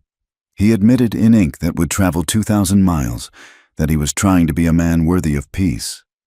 Lena did not try to fix him. She read the letter when he offered it, and she simply squeezed his shoulder. She knew that she could not erase his past, just as he could not erase hers, but she refused to let him disappear into it. She kept him in the present, tethering him to the earth with requests for wood, with shared meals, with the simple, undeniable fact of her presence. The legal reckoning arrived with the mud of March. The circuit court judge returned to Silverton, this time with federal oversight. The proceedings were dry, bureaucratic, and entirely unexciting compared to the drama of the winter trial, but the results were earth-shaking. Silas and Lena stood in the back of the room as the gavel came down. The deeds Vance had seized were declared void. The land was returned to the families who had been driven off, the Millers, the Johnsons, the stubborn old man who lived up the creek. Vance's assets were frozen and liquidated to pay restitution. It was not a fortune. Lawyers and the government took their share, but it was enough to buy seed, to replace livestock, to buy lumber. It was not a perfect justice. Vance was in a federal prison, but his influence still lingered in the way some merchants looked at Silas. Pike was gone, rotting in a cell in Leavenworth, but the men who had drank with him still muttered in the saloons. Social prejudice did not vanish overnight. When Lena walked into town, there were still women who crossed the street to avoid her. There were still whispers about her foreign blood and the nights she had spent in the ranch house before the wedding bands were exchanged. But the venom was gone. It had been drawn out by the truth. One afternoon, Lena was selecting fabric at the Mercantile. Miller had begrudgingly reopened their credit line. Mrs. Gable, the churchwoman who had bruised Lena's hip months ago, was at the counter. Mrs. Gable looked at Lena. She looked at the quality of the wool Lena was buying. She looked at the way Lena held her head high, not with arrogance, but with the quiet dignity of someone who has walked through fire. Mrs. Gable did not smile, but she nodded. A short, sharp jerk of the chin. "Good afternoon, Miss Morales." "Mrs." Gable said stiffly. "Mrs. Gable," Lena replied. It was a truce. It was enough. Spring broke the back of the winter in April. The valley exploded into green. The creek, once a dry bed of stones, roared with snowmelt. Silas and Lena began to rebuild the barn. They could have hired men, some of the neighbors had offered, but they wanted to do it themselves. It was an act of reclaiming. Every nail they drove was a defiance of the men who had tried to burn them out. They were hoisting a beam into place, straining against the weight, sweating in the cool air. Silas slipped in the mud, his boots skidding, and sat down hard in a puddle of muck. Lena gasped, terrified he was hurt. "Silas?" Silas looked at his mud-caked trousers. He looked at his hands, covered in slime. He looked at Lena, whose face was a mask of concern. And then he started to laugh. It was a rusty sound, creaking and unused, like a door that hadn't been opened in years. But it grew. It rumbled in his chest, deep and genuine. Lena stared at him. She had never heard him laugh. The sound was infectious. A giggle escaped her lips, then another. Soon, they were both laughing, leaning against the half-finished frame of the barn, exhausted and dirty and alive. It was a turning point. The grim survival mode that had defined their relationship began to soften. They shared slow mornings on the porch, watching the sun hit the peaks, drinking coffee without the desperate need to ration every bean. They touched more easily. A hand on a shoulder, a brush of fingers when passing a tool. One evening, as the peepers sang in the creek, they sat by the fire. "I was thinking," Lena said, her voice tentative. "The widow Mercer. She says her eyes are failing her. She cannot read her Bible anymore. And the feed store needs someone to balance the weekly receipts." Silas looked up from his book. "You want to work for them?" "I want to be useful," Lena said. "I want to build something that is mine. I am good with numbers. Silas, I can teach the children who cannot get to the schoolhouse. I can help the businesses that cannot afford a clerk." Silas studied her. He saw the ambition in her, the need to be more than just a survivor. He did not feel threatened. He felt proud. "You would be the best bookkeeper in the territory." He said, "Do it." So she did. She rode into town 3 days a week. She balanced ledgers. She read letters for those who could not read. She taught a small group of children on the widow's porch. She built respect not by apologizing for her past, but by proving her value in the present. She forced the town to see her not as a curiosity, but as a necessity. The question of the future hung between them, unspoken but heavy.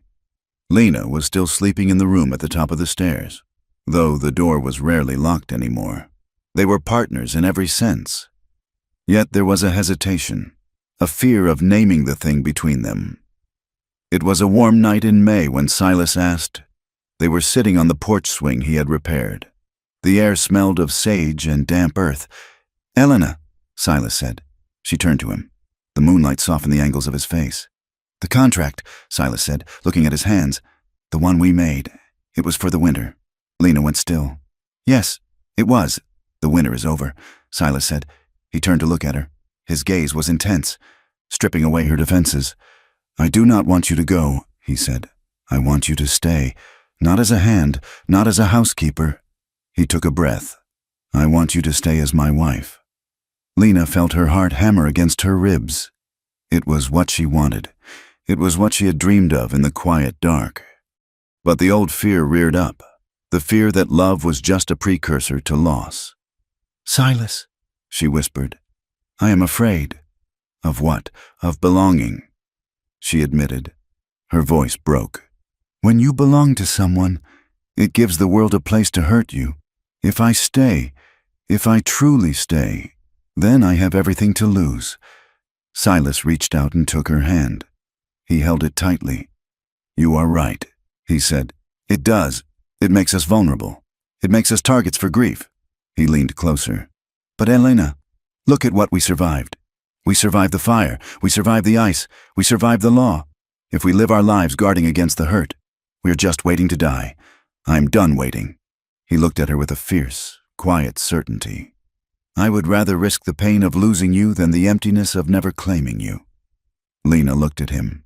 She saw the truth in his eyes. She saw the man who had pulled her from the river, the man who had stood up to the town, the man who had learned to laugh again. She realized she had a choice. She could live as a ghost, safe and untouched, or she could live as a woman, open and brave. "I am done being a ghost," she whispered. She squeezed his hand. "Yes, Silas, I will stay." They did not have a grand wedding. The valley had seen enough spectacle. They went to the small church on a Tuesday morning. The widow Mercer stood as their witness. The preacher, a new man who had replaced the one who turned his back, read the words from the book. Silas held Lena's hand. His palm was calloused, warm, and steady. When the time came, he produced a ring. It was not a diamond. It was a band of gold, simple and heavy, purchased with the money from the first sale of the spring calves. "With this ring," Silas said, his voice rough with emotion, "I thee wed." He slid it onto her finger. It felt heavy. It felt like an anchor. Later that day, they walked into the mercantile. The store was busy. Conversation lulled as they entered. Silas walked to the counter, Lena's hand tucked into the crook of his arm. He looked at Miller. He looked at the men by the stove. He did not shout. He did not make a speech. He simply turned to Miller and spoke with a quiet, granite certainty. "My wife, Elena Reed, will be handling the accounts from now on," Silas said. "Please update your ledger." He looked around the room, meeting every pair of eyes, daring anyone to challenge the title. No one did. Miller nodded respectfully. "Of course, Mr. Reed, Mrs. Reed, Mrs. Reed." The name hung in the air, solid and real. Lena felt a flush of pride. She squeezed Silas's arm. They bought their supplies and walked out into the sunlight. Not as a scandal, but as a family, there was one last echo of danger. It came in June. A rider, a straggler from Vance's dissolved outfit who had been hiding in the hills, rode down to the ranch. He was drunk, desperate, and looking for a fight. He stopped at the gate, shouting insults, waving a pistol. He called for Silas to come out. Silas stepped onto the porch. He had his rifle, but he did not raise it. He watched the man with a calm detachment. "Go home, son," Silas called out. "The war is over." The man raised his gun. "You ruined us," he screamed. "You took everything." Before Silas could move, there was the sound of hooves.